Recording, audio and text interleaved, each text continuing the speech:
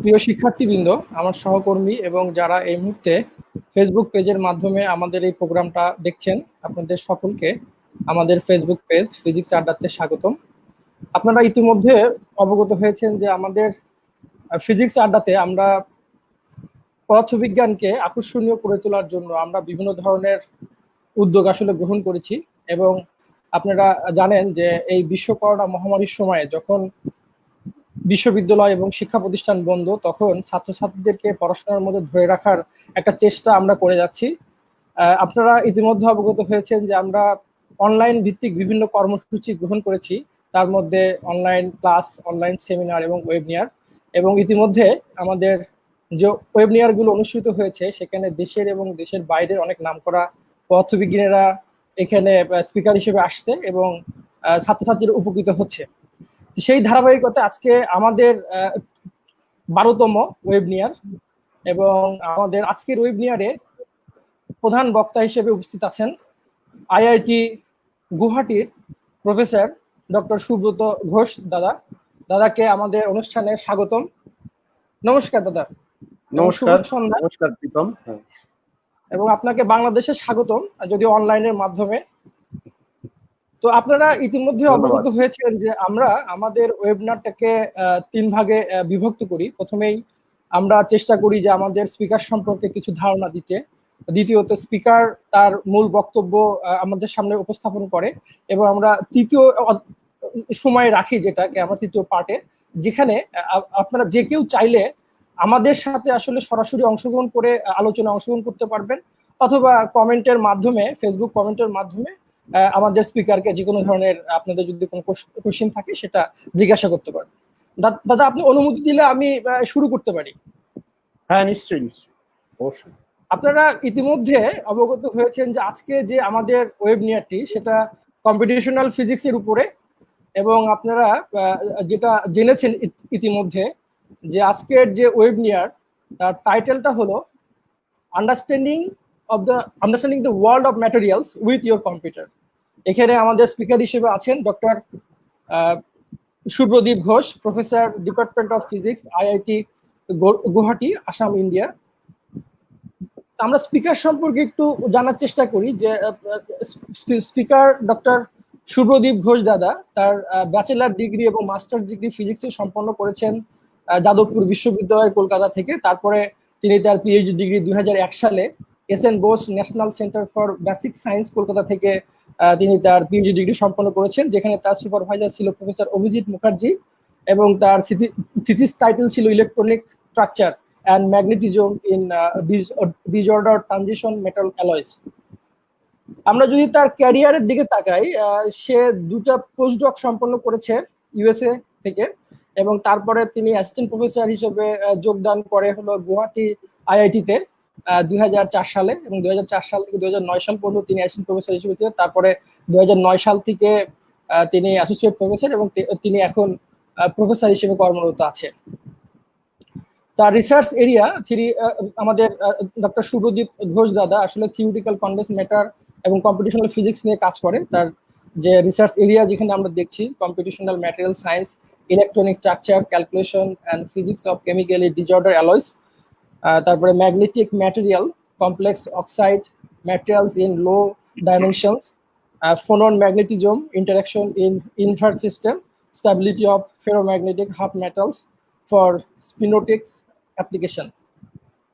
এছাড়া আমরা যদি তার রিসার্চ ক্যারিয়ার দিকে তাকাই এবং আমরা যদি রিসার্চ গেট আইডি দেখি, তাহলে দাদা রিসার্চ গেট আইডিতে তার রিসার্চ গেট নাম্বার আমরা দেখবো 32.4, এবং তার যদি গুগল স্কলার দেখি তার সাইটেশন নাম্বার 700-র উপরে। তো আমরা আসলে পাবনা বিজ্ঞান ও প্রযুক্তি বিশ্ববিদ্যালয়ের পদার্থবিজ্ঞান বিভাগ আসলে আজকে খুব আনন্দিত যে আমরা দাদার মতো একজন রিসার্চারকে আমাদের আজকের বক্তা হিসেবে পেয়েছি। তো আশা করি আপনারা উপকৃত হবেন। আমরা এখন আমাদের মূল আলোচনায় চলে যাই, আমরা দাদার কাছে চলে যাব। দাদা, আপনাকে আবার স্বাগতম, আপনি চাইলে এখন শুরু করতে পারেন। আচ্ছা, ধন্যবাদ প্রীতম। সাহেবদের ভাষায় বলতে গেলে দ্য প্লেজার ইজ মাইন। বেশ, আমি শুরু করছি। যখন প্রীতমের কাছ থেকে প্রথম আমি প্রস্তাবটা পেলাম, তখন তার আগে আমি দেখে ফেলেছি, একটা দুটো ওয়েবিনার অলরেডি দেখে ফেলেছি, এবং আমার ইন্টারেস্ট তৈরিও হচ্ছিল, কৌতূহল জমা হচ্ছিল ঠিক সেই সময় আর কি প্রস্তাবটা এলো এবং আমি দু হাতে লুফে নিলাম, কারণ এটা কিছুটা বলা যেতে পারে যে নিজের স্বার্থেও করা, যে খুব কি বলবো, খুব বেসিক লেভেলে যাকে বলে ছাত্রছাত্রীদের জন্য আমার নিজের যে এরিয়ায় আমি গবেষণা করি সেটাকে তুলে ধরা যায় কিনা, তাদের কাছে পৌঁছানো যায় কিনা, সে ব্যাপারে একটা পরীক্ষারও দরকার ছিল। কিন্তু তারপরে প্রীতম আমাকে একটা পরীক্ষার মুখে ফেলেছে, আমি জানি না সেটা কতটা পারবো। সেটা হচ্ছে যে যতটা সম্ভব বাংলায় বলতে হবে। না, বাংলা বলা নিয়ে এমন নয় যে আমি বাংলা বলতে পারি না বা চাই না, খুবই চাই, কিন্তু বৈজ্ঞানিক বক্তব্য আর কি বাংলায় বলার, টানা বলে যাওয়ার অভ্যেসটা নেই আর কি অনেকদিন। এইটুকুই, যে এটাও একটা চ্যালেঞ্জ, কিন্তু দেখা যাক কতদূর কি করতে পারি। তো আমি শুরু করছি। আমার আজকের বক্তব্যের টাইটেলটা সবাই জানেন, understanding the world of materials with your computer. কম্পিউটারে কি করে বস্তু জগৎ তাকে বোঝা যায়, জানা যায়, আর কি কি করা যেতে পারে, এটাই মূলত আজকের বক্তব্যের সারবস্তু হবে। আমি Subhradip Ghosh, department of physics, Indian Institute of Technology Guwahati, IIT Guwahati থেকে। নিচে যে ছবিটি দেখছেন এটা আমার নিজের তোলা নয় আর কি, এটি আমাদের ওয়েবসাইট থেকে নেওয়া। দেখতেই পাচ্ছেন যে পাহাড় দিয়ে ঘেরা চমৎকার প্রাকৃতিক সৌন্দর্যের মধ্যে আমাদের এখানে যেটা দেখা যাচ্ছে, দূরে, একদম দূরে যদি সোজা আপনি চোখ রাখেন, যে ওখানে যে দুদিকে সিঁড়ি উঠে গেছে এমন একটি বাড়ি দেখা যাচ্ছে, ওইটি হচ্ছে আমাদের একাডেমিক কমপ্লেক্স, যেখানে আমাদের সমস্ত ডিপার্টমেন্ট গুলো রয়েছে। আজকে এই ওয়েবিনারটা দেওয়ার এক কথায় রাজি হয়ে যাওয়ার পিছনে আরেকটা উদ্দেশ্য আছে। সেটা হচ্ছে যে আমি কম্পিউটার নিয়ে গবেষণা করব, মানে কম্পিউটারে কোনো কিছুর গবেষণা করব যেখানে আমার কম্পিউটারের সাহায্য ছাড়া চলবে না, এটা আমি কোনোদিন ভাবিনি। বাঙালিদের মধ্যে ওপার এবং এপার বাংলা, দু বাংলাতেই একটা ট্র্যাডিশন রয়ে গেছে আর কি, পরম্পরা রয়ে গেছে যাকে বলে, যে আমরা যেটাকে আমরা মৌলিক বিজ্ঞান, পদার্থবিদ্যা আর কি, মৌলিক পদার্থবিদ্যা বলে ধরি, তার মধ্যে কণা পদার্থবিদ্যা, জ্যোতির্বিজ্ঞান এবং মহাকর্ষবিদ্যা বা গ্র্যাভিটেশন, এইগুলো জেনারেলি ধরা হয়। আমরা সেভাবেই বড় হয়েছি এবং আমি শিওর যে বাংলাদেশেও সেভাবেই জিনিসটাকে দেখা হয়। ফলে স্বাভাবিক কৌতূহল থাকে বা স্বাভাবিক ইচ্ছাটা থাকে ওই বিষয়ে গবেষণা করার। তো আর আমি যখন মাস্টার ডিগ্রি করতাম আজ থেকে 25 বছর আগে, তখন কম্পিউটার একটি দুর্লভ বিষয় ছিল। আমাদের ডিপার্টমেন্টে, যাদবপুর বিশ্ববিদ্যালয়ের ডিপার্টমেন্টে একটি কম্পিউটারের কোর্স ছিল বটে, এমএসসি তে সেটি করতে হতো, কিন্তু সেটাতে ছিল যে 3 জন ছাত্রের জন্য একটি কম্পিউটার বরাদ্দ, এবং আমরা অপারেটিং সিস্টেম কাকে বলে ইত্যাদি খুব একটা ভালো জানতাম না, প্রোগ্রামটাও মোটামুটি মুখস্থ করেই পার হওয়ার চেষ্টা করতাম। তো এহেন আমি যে কম্পিউটার দেখে পালিয়ে যেত, সে তারপর আজকে বক্তব্য রাখছে কিভাবে বস্তু জগৎকে কম্পিউটারের সাহায্যে কি বলবো অ্যানালাইজ করা যায়। তো এটা কি বলবো, এটা একটা কাইন্ড অফ আয়রনি যাকে বলে, কিন্তু এটার পিছনে যার কৃতিত্ব, যার জন্য আজকে আমি এই জায়গায় আসতে পেরেছি, তাকে বাংলাদেশে অনেকেই চেনেন। অধ্যাপক অভিজিৎ মুখার্জি আমার থিসিস সুপারভাইজার, যিনি ঠিক 1 বছর আগে, গত বছরের জুলাই 18-তে মারা গেছেন।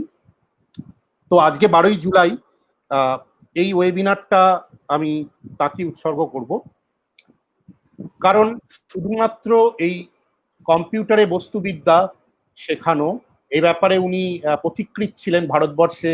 শুধু এমনটাই নয়, উনি বিরাট একজন মোটিভেটর ছিলেন এবং বন্ধু ছিলেন এবং প্রকৃত অর্থে গাইড ছিলেন এবং বাংলাদেশেরও বন্ধু ছিলেন। 1996 সালে আমার প্রথম বাংলাদেশ আসা আইসিটিপি ইন্ডিয়া বাংলাদেশ নেটওয়ার্ক প্রজেক্টের মাধ্যমে স্যার এবং প্রফেসর মেজবাউদ্দিন আহমেদ ঢাকা বিশ্ববিদ্যালয়ে, ওরা দুজনে ছিলেন জয়েন্ট পিআই, এবং আমি তখন প্রথম বর্ষের ছাত্র। স্যার আমাকে নিয়ে এসেছিলেন। 1998 সালে আমি দ্বিতীয়বার আসি এবং এই নেটওয়ার্ক প্রজেক্টগুলির সূত্রে স্যারের সঙ্গে বাংলাদেশের একটা নিবিড় সংযোগ তৈরি হয় এবং সেই সাথে আমাদেরও। পরবর্তীকালে বাংলাদেশ থেকে অনেকেই স্যারের কাছে ভারতবর্ষে পিএইচডি করতে গেছেন এবং আজকে নানা ভালো জায়গায় তারা প্রতিষ্ঠিত। তাদের মধ্যে একজন আমার সমসাময়িক বন্ধু আইনুল হুদা মুকুল ভাই, জগন্নাথ বিশ্ববিদ্যালয়ের ফিজিক্সের হেড অফ দ্য ডিপার্টমেন্ট। তো যাই হোক, এবার আমি আমার মূল বক্তব্যে আসছি। এই যে মেটেরিয়াল ওয়ার্ল্ড, সেটাকে নিয়ে এক্সক্লুসিভলি ডিল করার জন্য, বিশেষভাবে ডিল করার জন্য বিজ্ঞানে একটি শাখা রয়েছে যেটাকে বলা হয় মেটেরিয়াল সায়েন্স, বা আমি জানি না এটার প্রকৃত বাংলা পরিভাষাটা কি, কিন্তু আমার এক বন্ধু সুরিদ, সে বলল যে তুমি বস্তুবিদ্যা হিসেবে ব্যাপারটাকে সামনে আনতে পারো। তো যাই হোক, মেটেরিয়াল সায়েন্স নামেই আমরা সেটাকে চিনি। তো মেটেরিয়াল সায়েন্স জিনিসটা কি? সেটা হচ্ছে একটা ইন্টারডিসিপ্লিনারি ফিল্ড। ইন্টারডিসিপ্লিনারি ফিল্ড বলতে যেটা পিওরলি পদার্থবিদ্যা বা রসায়ন বা গণিত এরকম নয়, বরঞ্চ বিভিন্ন ফিল্ডের একটা মিলন, একটা সিনার্জি, সেটা এই ফিল্ডটা জন্ম দিয়েছে।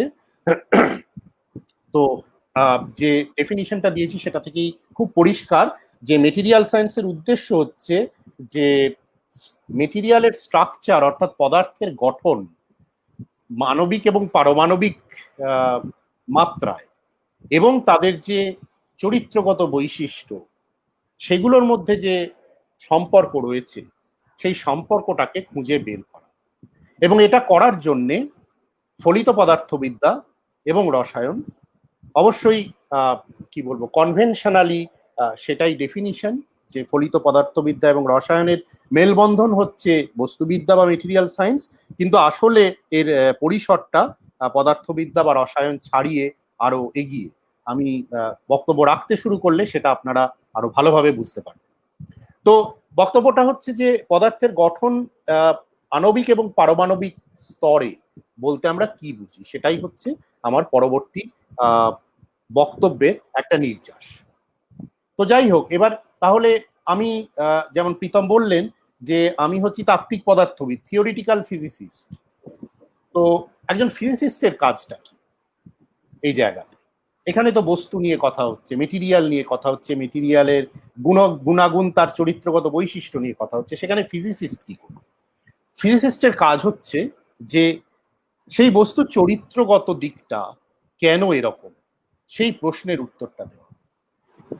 এবং তার সঙ্গে আমরা যদি কোনো বস্তু খুঁজি, নতুন মেটেরিয়াল খুঁজি উইথ আ টার্গেট প্রপার্টি, এবং কোনো একটি পার্টিকুলার মেটেরিয়ালের উপরে আমরা ফোকাস করি, তাকে নজরবন্দি করি, তার যে পারফরমেন্স একটা বিশেষ ধরনের অ্যাপ্লিকেশন বা প্রয়োগের ক্ষেত্রে, সেটা বোঝার কাজটা করেন হচ্ছে পদার্থবিদ।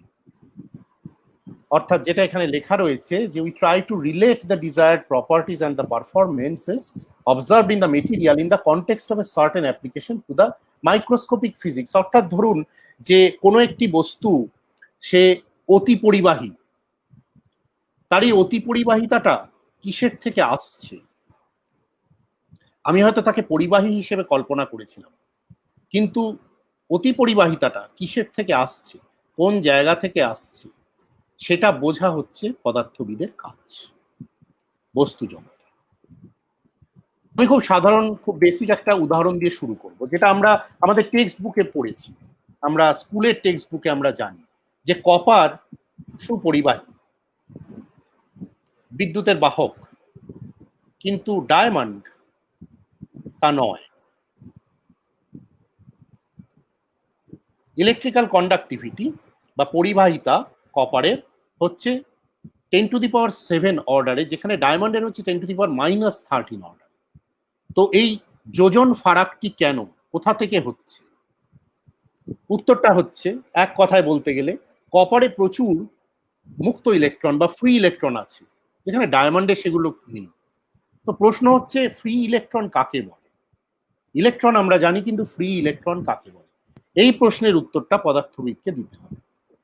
দ্বিতীয় কথা হচ্ছে, বেশ, কার্বন আমরা জানি, কার্বনের বিভিন্ন অ্যালোট্রোপ আছে, তার মধ্যে ডায়মন্ড যেমন পড়ে, গ্রাফাইট তেমনি পড়ে। গ্রাফাইট আমরা ছোটবেলা থেকে জেনে এসেছি, আমরা যে পেন্সিলে লিখি সেই পেন্সিল হচ্ছে গ্রাফাইটের পেন্সিল। তো গ্রাফাইটের পরিবাহিতা কিন্তু যথেষ্ট বেশি, কিন্তু ডায়মন্ডের নয়। অথচ এরা দুজনেই কার্বনের দুটো ভিন্ন রূপ। তাহলে কেন এরকম ফারাক? উত্তরটা লুকিয়ে আছে পদার্থের গঠনের মধ্যে। এবার গঠন বলতে কি? গঠন বলতে আণবিক গঠন এবং তার ক্রিস্টাল স্ট্রাকচার, অর্থাৎ কিভাবে সেই অণুগুলো, মলিকিউলগুলো তাদেরকে নিজেদেরকে কি বলবো, একটা শৃঙ্খলাবদ্ধভাবে সুসজ্জিত করেছে, তার উপরে এর উত্তরটা লুকিয়ে আছে। সেই উত্তরটা কি, সেটাই তো হচ্ছে কথা। যাই হোক, সেটাই আমরা পরে আসবো। এবার আমি একটু অ্যাডভান্সড একটা উদাহরণ দেখাতে চাই, যেটা অতটা বেসিক নয়। সেটা হচ্ছে আয়রন বা লোহা। খুব গুরুত্বপূর্ণ একটি ধাতু, আমরা ছোটবেলা থেকে পড়ে এসেছি। আয়রনের প্রচুর প্রয়োগ রয়েছে। তো আয়রনের যেটা ফেজ ডায়াগ্রাম বলতে তাপমাত্রা বা টেম্পারেচার এবং প্রেসার বা চাপের সঙ্গে সঙ্গে আয়রনের তার গুণগত বৈশিষ্ট্যগুলো পরিবর্তিত হতে থাকে।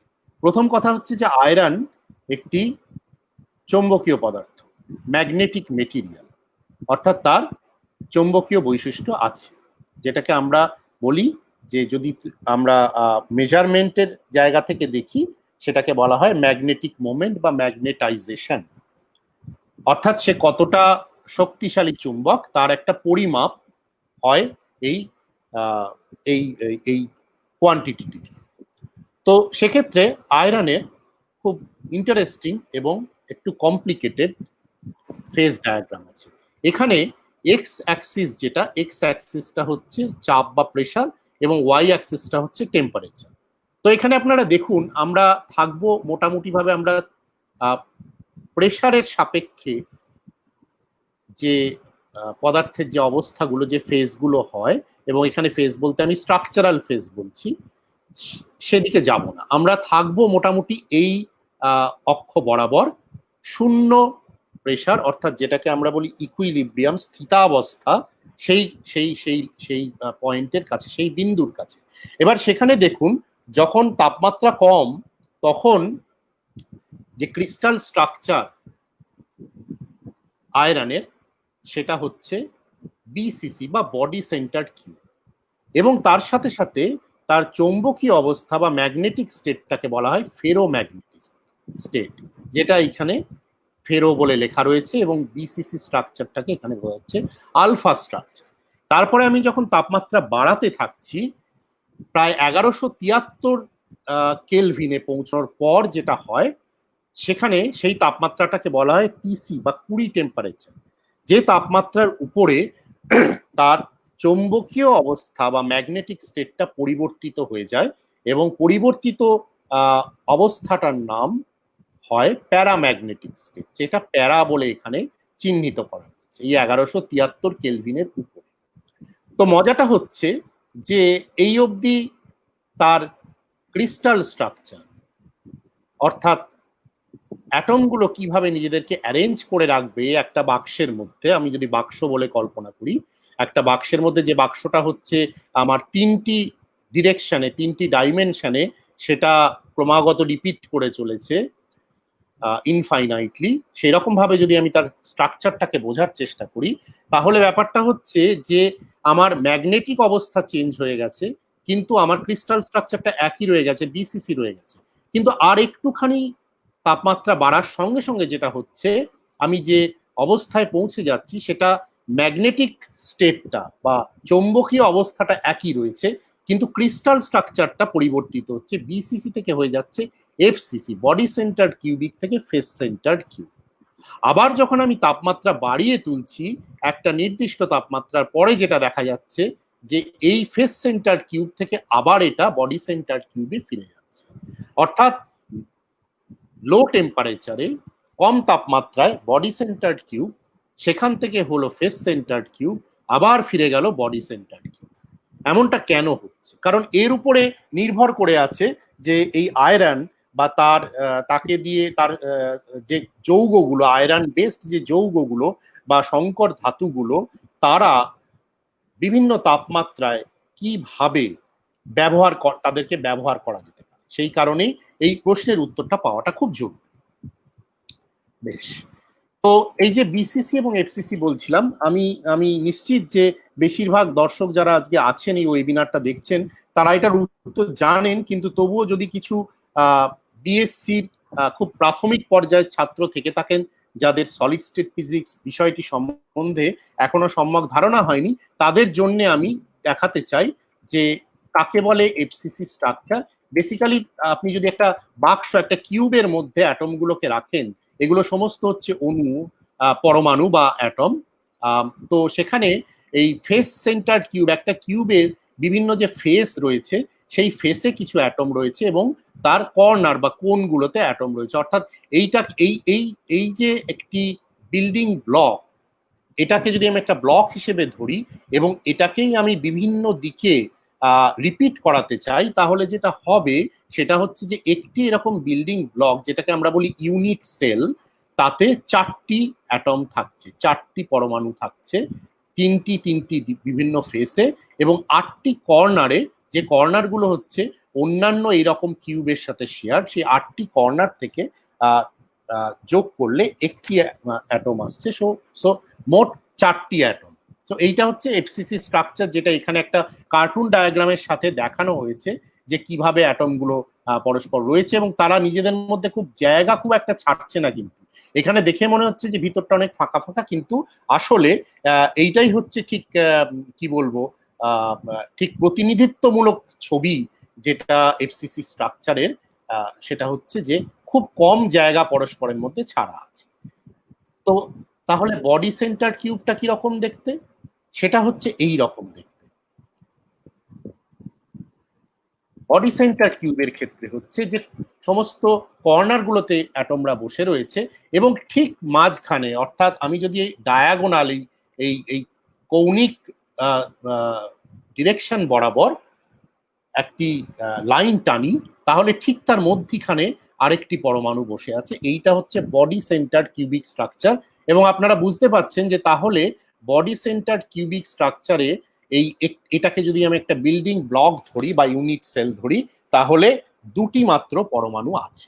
তো এইটা হচ্ছে এফসিসি এবং বিসিসির মধ্যে তফাৎ। এবং এর সঙ্গে আপনারা আগের ফেজ ডায়াগ্রামটা যদি খেয়াল করে থাকবেন, তাহলে দেখবেন যে উইথ প্রেসার, চাপ বাড়ালে আয়রন আরো একটি ভিন্ন ক্রিস্টাল স্ট্রাকচারে চলে যেতে পছন্দ করে, সেটাকে বলা হয় হেক্সাগোনাল ক্লোজ প্যাকড স্ট্রাকচার বা এইচসিপি, যেটা এই বিসিসি বা এই এফসিসি থেকে সম্পূর্ণ ভিন্ন। কারণ বিসিসি এবং এফসিসি তাদের নামের মধ্যেই রয়েছে কিউবিক কথাটা। সুতরাং ব্যাপারটা হচ্ছে যে তারা কিউব জিনিসটা কে বেসিক বিল্ডিং ব্লক ধরে তারপরে হচ্ছে, যেখানে এইচসিপিতে কিন্তু ব্যাপারটা হচ্ছে একটা হেক্সাগন বা একটা ষড়ভুজ, সেইটা হচ্ছে বেসিক স্ট্রাকচার। আপনারা নিশ্চয়ই দেখতে পাচ্ছেন যে এখানে উপরের যে স্তর এবং নিচের যে স্তর সেটি একটি ষড়ভুজ, এবং এই ষড়ভুজের মাঝখানে একটি করে পরমাণু রয়েছে এবং এর মাঝেও একটি স্তর আছে যেটা হচ্ছে অর্ধেক ষড়ভুজ। বেসিক্যালি এটা একটা ত্রিভুজ, অর্ধেক ষড়ভুজ আর কি। সেইখান থেকেই হেক্সাগোনাল ক্লোজ প্যাকড স্ট্রাকচার নামটি এসেছে। বেশ, প্রীতম, আশা করি শোনা যাচ্ছে সবটা? শোনা যাচ্ছে। আচ্ছা, ঠিক আছে, তাহলে আমি এগুলো। বেশ, এই ক্রিস্টাল স্ট্রাকচারের সঙ্গে সঙ্গে আমি কথাগুলো বলছি তার কারণ হচ্ছে যদি কোনো বন্ধু থেকে থাকেন যিনি বিএসসি প্রথম বর্ষ বা দ্বিতীয় বর্ষের ছাত্র, যার বিষয়গুলো সম্বন্ধে অতটা সম্যক ধারণা নেই, তাদের সুবিধার্থে এই জিনিসটা করছি। এর সাথে সাথে ক্রিস্টাল স্ট্রাকচারের সাথে সাথে যেটা আমি বললাম যে চৌম্বকীয় অবস্থা বা ম্যাগনেটিক স্ট্রাকচার, সেটাও কিন্তু ভীষণভাবে গুরুত্বপূর্ণ, বিশেষত এই আয়রনের মতো মেটালদের ক্ষেত্রে। যেমন ওই ফেজ ডায়াগ্রামটাতে দেখা গেল যে সেখানে ফেরোম্যাগনেটিক এবং প্যারাম্যাগনেটিক বলে 2টি অবস্থার কথা আমি উল্লেখ করেছি। তো কাকে বলে ফেরোম্যাগনেটিক এবং কাকে বলে প্যারাম্যাগনেটিক? খুব সাধারণ কথায় বলতে গেলে যে ইলেকট্রনের যেমন ভর বা মাস, যেমন আধান বা ইলেকট্রিক চার্জ, এইগুলো হচ্ছে তার প্রাকৃতিক বৈশিষ্ট্য। কেন ইলেকট্রনের চার্জ এরকম বা ইলেকট্রনের ভর এরকম, এ প্রশ্নের উত্তর বলা মানে দেওয়াটা অসম্ভব ব্যাপার, কারণ এগুলো হচ্ছে তার ফান্ডামেন্টাল প্রপার্টিস, এগুলো আছে বলেই সে ইলেকট্রন। তো তার সাথে সাথে আরো একটা বৈশিষ্ট্য আছে যেটাকে বলা হয় স্পিন। ইলেকট্রনের স্পিন বলা হয় হাফ। তো যে কোনো এই ধরনের ফান্ডামেন্টাল পার্টিকুলারই স্পিন বলে একটি বস্তু আছে, যেটা সচরাচর নিয়ে আমরা আলোচনা করি না, কিন্তু যখন তাকে একটি চৌম্বক ক্ষেত্রে ফেলে দেওয়া হয় বা ম্যাগনেটিক ফিল্ডে ফেলে দেওয়া হয়, তখন তার স্পিনটা খুব গুরুত্বপূর্ণ হয়ে ওঠে। অর্থাৎ তার চৌম্বকীয়ভাবে বা ম্যাগনেটিক্যালি সে কতটা আদেশ মেনে চলতে অভ্যস্ত বা কতটা বিশৃঙ্খল, তার একটা পরিমাপ হয়ে যায় এই চৌম্বক ক্ষেত্রে ফেলে দিলে। যারা ফেরোম্যাগনেটিক, যারা আমাদের পরিভাষায় আর কি ভালো ছেলে বা মেয়ে, যারা বড়দের কথা শুনে চলে, যারা আদেশ মেনে চলতে অভ্যস্ত, তাদেরকে যখন একটা চৌম্বকীয় ক্ষেত্রে ফেলে দেওয়া হয়, অর্থাৎ ম্যাগনেটিক ফিল্ড যে তাদেরকে আদেশ করছে যে তোমরা আমার সাথে চলো, আমার দিকে চলো, আমি যেভাবে বলবো সেভাবে কাজ করো, ফেরোম্যাগনেটিক মেটেরিয়াল গুলো তারা সেই আদেশ অক্ষরে অক্ষরে পালন করে। যে কারণে দেখতে পাচ্ছেন আপনারা যে এই হচ্ছে যদি আমার ডিরেকশন অফ ম্যাগনেটিক ফিল্ড হয়, এদের যে স্পিন গুলো, এই যে তীর চিহ্নগুলো, এইগুলোই হচ্ছে এদের এভাবে স্পিনটাকে বোঝানো হয়। সেই স্পিন গুলো তারা সবাই একভাবে চৌম্বকীয় ক্ষেত্রের সাথে অ্যালাইন করছে, তার সাথে সাথে চলছে। সেটারই একটা বলতে পারেন প্রতিনিধিত্বমূলক চিত্র হচ্ছে এইটি। অথচ প্যারাম্যাগনেটিকের ক্ষেত্রে আপনারা দেখুন যে এই স্পিনগুলো তারা কিন্তু সবাই র্যান্ডামলি এদিক ওদিক বিশৃঙ্খল ভাবে ছড়িয়ে ছিটিয়ে রয়েছে। তারা কোনো শৃঙ্খলা মানছে না, তারা মোটেও ভালো ছাত্রছাত্রী নয়, তারা কথা শোনে না। এবং দেখাই যাচ্ছে যে যখন ম্যাগনেটিক ফিল্ড অ্যাপ্লাই করা হচ্ছে বা চৌম্বকীয় ক্ষেত্র মধ্যে তাদের ফেলা হচ্ছে, তখনও তারা চেষ্টা করছে কথা না শোনার, তারা সোজা হয়ে দাঁড়াতে চাইছে না, বেঁকে রয়েছে, বিভিন্ন রকম ভাবে বেঁকে রয়েছে, চেষ্টা করছে তখনও তাদের বিশৃঙ্খল অবস্থাটাকে বজায় রাখা। এরা হচ্ছে প্যারাম্যাগনেটিক। আর অবশ্যই আরেকটা তৃতীয় ধরনের ম্যাগনেটিক স্ট্রাকচার আছে যেটাকে বলে ডায়াম্যাগনেটিক। তারা একেবারেই বকে যাওয়া ছাত্রছাত্রী, তারা কারোর কথা শোনে না, বরঞ্চ উল্টে মাস্টারমশাই যা বলেন তার বিপরীত দিকে হাঁটে। সুতরাং এখানে দেখতেই পাচ্ছেন যে ম্যাগনেটিক ফিল্ড যেদিকে অ্যাপ্লাই করা হয়েছে তারা ঠিক তার উল্টো দিকে মুখ ঘুরিয়ে রয়েছে, অর্থাৎ মাস্টারমশাই যা বলবেন তা আমরা শুনবো। তো এই রূপক দিয়ে আশা করি আমি বোঝাতে পারলাম, যদি কেউ না জেনে থাকেন ফেরোম্যাগনেটিক এবং প্যারাম্যাগনেটিক মেটেরিয়াল কি জিনিস, তো এইটা হচ্ছে খুব গোদাভাবে বলতে গেলে এভাবে বোঝার চেষ্টা করা যেতে পারে। বেশ, তো এবারে প্রথম কথা হচ্ছে যে এগুলো তো হলো মেটেরিয়ালস রিসার্চ বা বস্তু গবেষণায় বর্তমানে আমাদের অভিমুখটা কোন দিকে।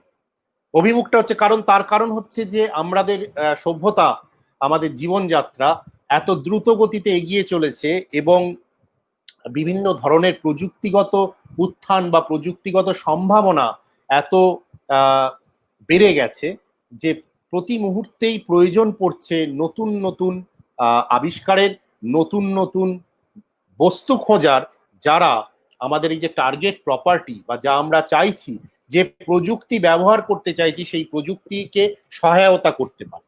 তো সেই জন্যে বস্তু গবেষণা বা মেটেরিয়ালস রিসার্চে এখন থ্রাস্ট এরিয়া হচ্ছে যে আমরা দেখার চেষ্টা করব যে নতুন নভেলটিওয়ালা কোনো ঘটনা আমরা দেখতে পাই কিনা, যা আমাদের কল্পনার বাইরে, যা ভারী অদ্ভুত কিন্তু যা ঘটছে।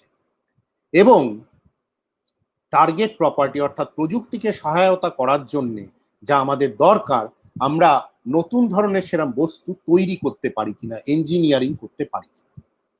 তো সেই জায়গায় দাঁড়িয়ে আমি নিজেকে মেটেরিয়ালস থিওরিস্ট, পদার্থবিদ অবশ্যই, কিন্তু যেহেতু আমি বস্তু নিয়ে কাজ করি সে হিসেবে মেটেরিয়ালস থিওরিস্ট বলেই অভিহিত করতে চাইবো।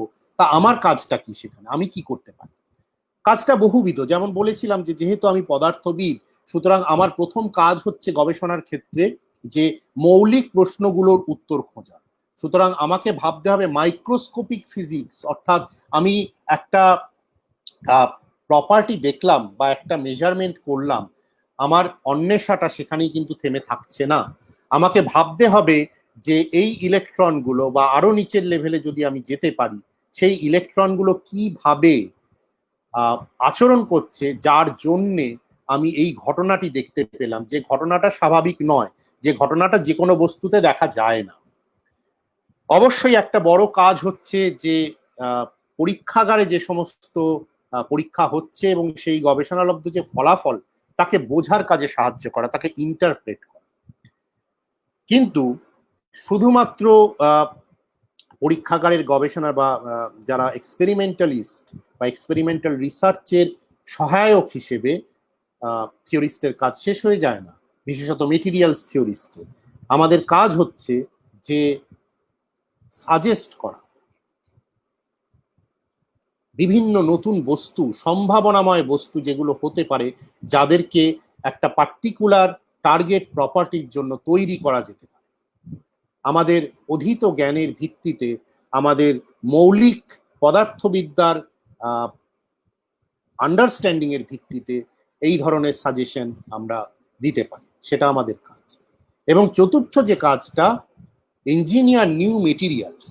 এই ইঞ্জিনিয়ারিং এর ব্যাপারটা হচ্ছে, শুনলেই তো পরিষ্কার বোঝা যাচ্ছে যে এটা গবেষণাগারে পরীক্ষাগারের কাজ। এখানে একজন তাত্ত্বিক বস্তুবিদ সে কি করতে পারে, সে কি করে ইঞ্জিনিয়ারিং এর কাজটা করবে?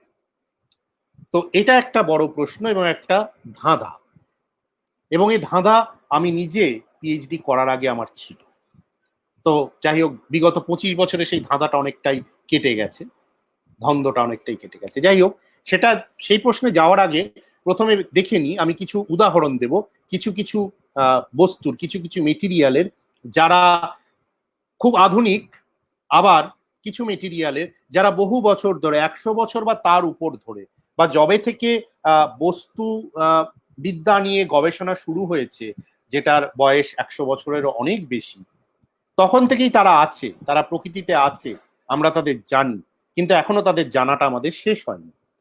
তো প্রথম উদাহরণ হচ্ছে বহু পুরনো বাইনারি অ্যালয়। অর্থাৎ অ্যালয় মানে আমরা জানি সংকর ধাতু, যেটা অন্ততপক্ষে দুটো ধাতু দিয়ে তৈরি, দুটো ধাতুর সংকর হচ্ছে অ্যালয়। কিন্তু কথা হচ্ছে যে সংকর ধাতু মানে দুটো মাত্র ধাতু দিয়েই তৈরি হবে এমন নয়, বহু ধাতুর সংমিশ্রণ হতে পারে। কিন্তু তাদের মধ্যে সবচেয়ে সহজ যেটা, সেটা হচ্ছে দ্বিধাতব সংকর ধাতু, যেটা দ্বিধাতব, বাইনারি অ্যালয়।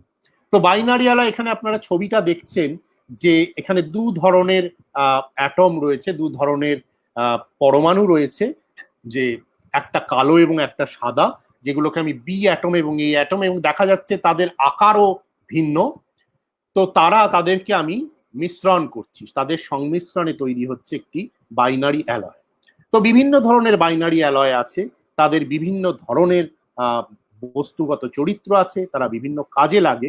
আমি বহুর মধ্যে থেকে একটি উদাহরণ তুলে আনছি, সেটা হচ্ছে আয়রন অর্থাৎ লোহা এবং নিকেল, তাদের সংকর ধাতু, যেখানে 65% আয়রন এবং 35% নিকেল আছে। সেই বস্তুটিকে বলা হয় ইনভার। এই ইনভার বস্তুটি ভারী উদ্ভুত, কারণ আমরা জানি যে তাপমাত্রা বাড়ালে স্বাভাবিকভাবেই তার একটা প্রসারণ হয়। সেটা ভলিউম অর্থাৎ আয়তনের প্রসারণ হতে পারে, সেটা দৈর্ঘ্যের প্রসারণ হতে পারে, সেটা বিভিন্ন ডিরেকশনে, দৈর্ঘ্য মানে শুধুমাত্র একটাই ডিরেকশনে নয়, বিভিন্ন ডিরেকশনে হতে পারে। কিন্তু ইনভার অর্থাৎ 65% আয়রন এবং 35% নিকেলের মজাটা হচ্ছে যে এরা রুম টেম্পারেচার বা ঘরের তাপমাত্রা থেকে শুরু করে 230 ডিগ্রি সেলসিয়াস তাপমাত্রা পর্যন্ত তাদের প্রসারণ হয় না, প্রায় শূন্য। সেই জন্য তাদের বলা হয় ইনভার। এবং আপনারা বুঝতে পারছেন যে প্রয়োগের দিক থেকে এটা কত বড় উপকারী।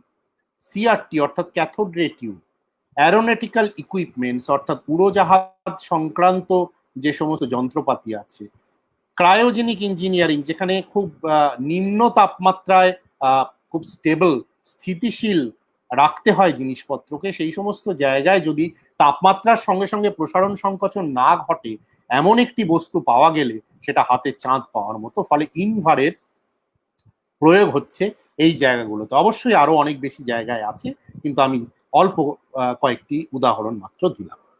বেশ, এখন সময় হচ্ছে যে আমরা আমাদের এনভায়রনমেন্ট বা পরিবেশ নিয়ে আমরা খুবই উদ্বিগ্ন। গ্লোবাল ওয়ার্মিং একটা বড় চ্যালেঞ্জ, একটা বড় ভীতি, এবং এই করোনা ভাইরাসের সময় পরিবেশ দূষণ যে একটা বড় ভূমিকা পালন করেছে সেটা নিয়ে প্রচুর কথাবার্তা হচ্ছে, এবং কথাবার্তাগুলো যথেষ্ট সঙ্গত। তো যাই হোক, এমতো অবস্থায় আরেকটি উদাহরণ আমি দেব যে যে কোনো প্রয়োগের জন্য যখন পরিবেশ দূষণ একটা বড় ইস্যু হয়ে দাঁড়িয়েছে, আমাদের ওজোন লেয়ার ফুটো হয়ে গেছে, এবং আমরা যথেচ্ছভাবে বৃক্ষচ্ছেদন করছি, ফলে পরিবেশের উপরে বিরাট চাপ পড়ছে, গ্লোবাল ওয়ার্মিং একটা বাস্তব হয়ে দাঁড়িয়েছে।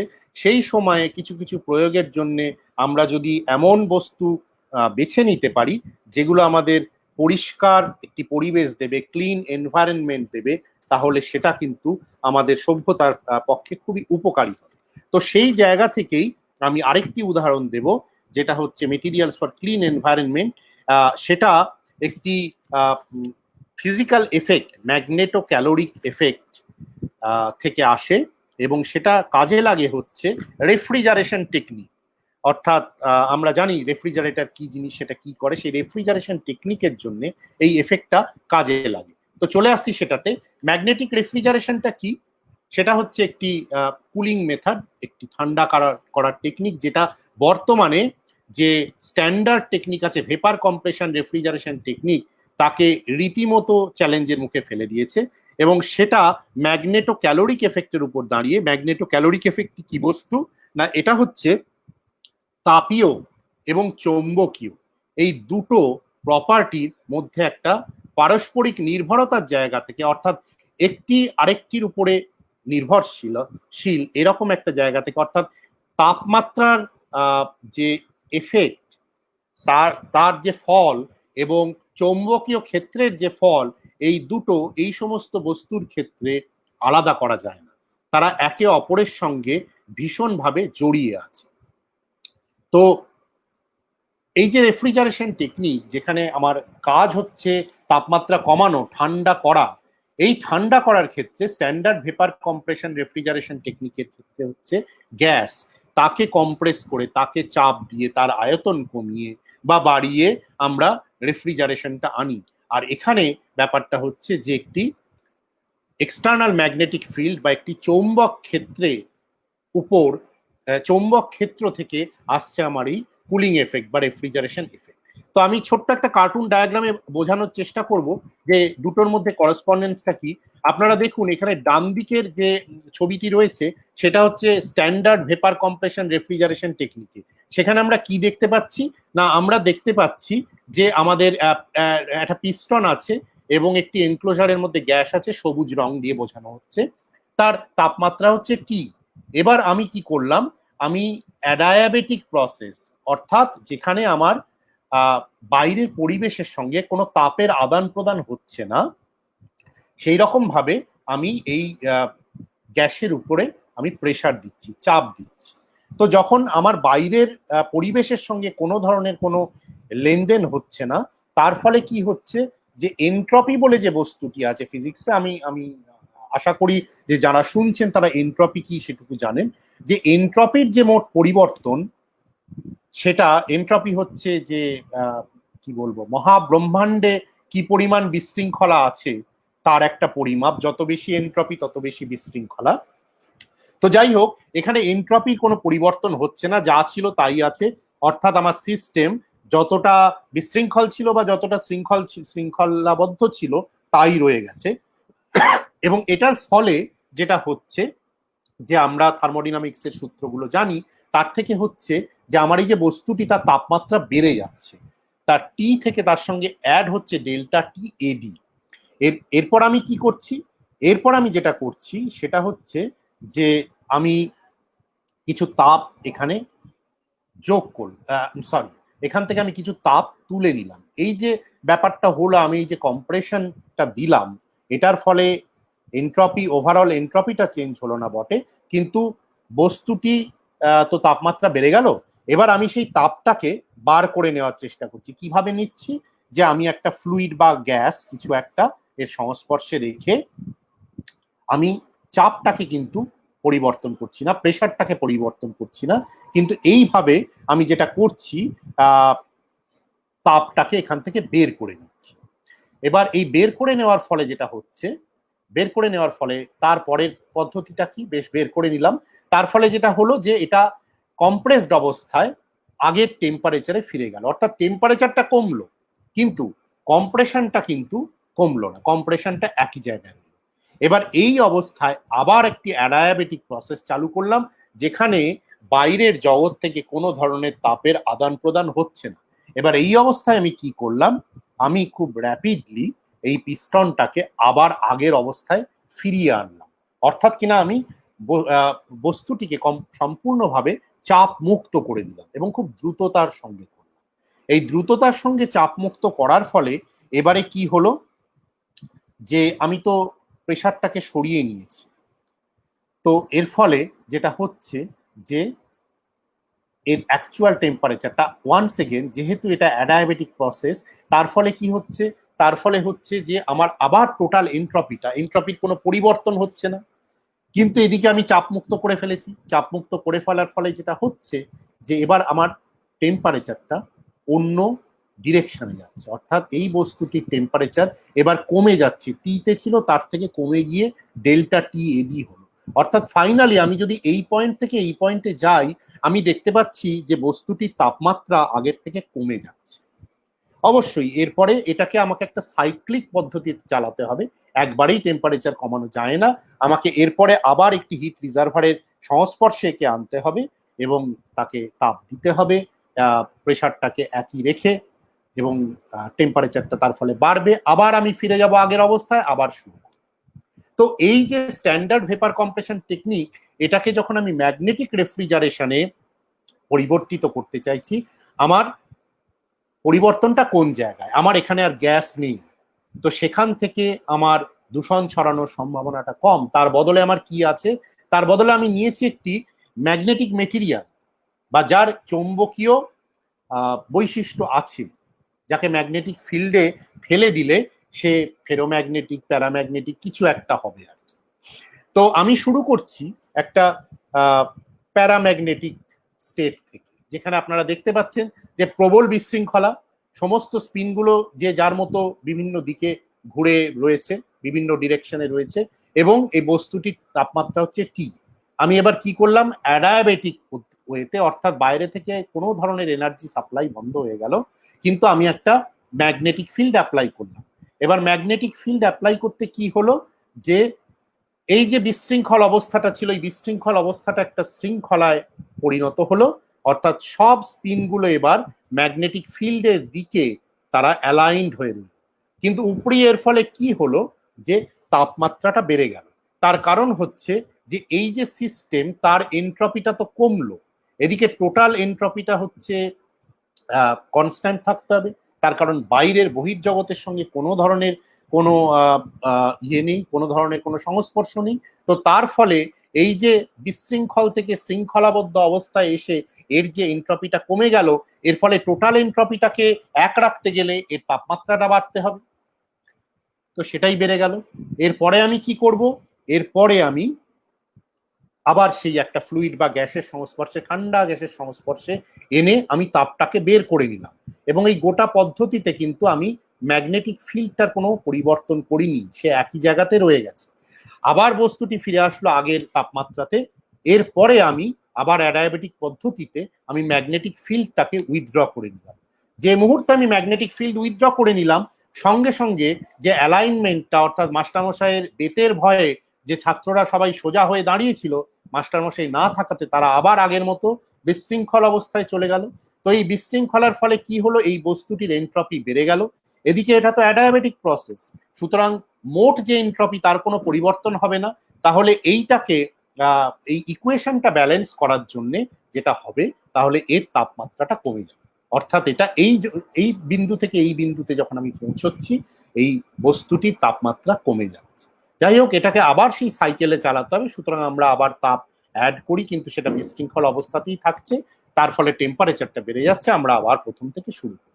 তো পয়েন্টটা হচ্ছে যে এই বস্তু, এই মেটেরিয়াল, ম্যাগনেটো ক্যালোরিক মেটেরিয়াল, এটা কিন্তু অহরহ দেখা যায় না, এটা বিশেষ কিছু বস্তুর মধ্যেই এই বৈশিষ্ট্যটি দেখা যায়, কিন্তু এটা বর্তমান প্রযুক্তি এবং সমাজের সভ্যতার দিক থেকে কিন্তু ভীষণ গুরুত্বপূর্ণ।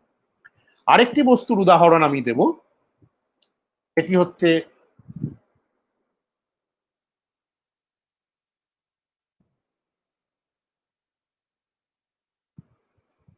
এক মিনিট,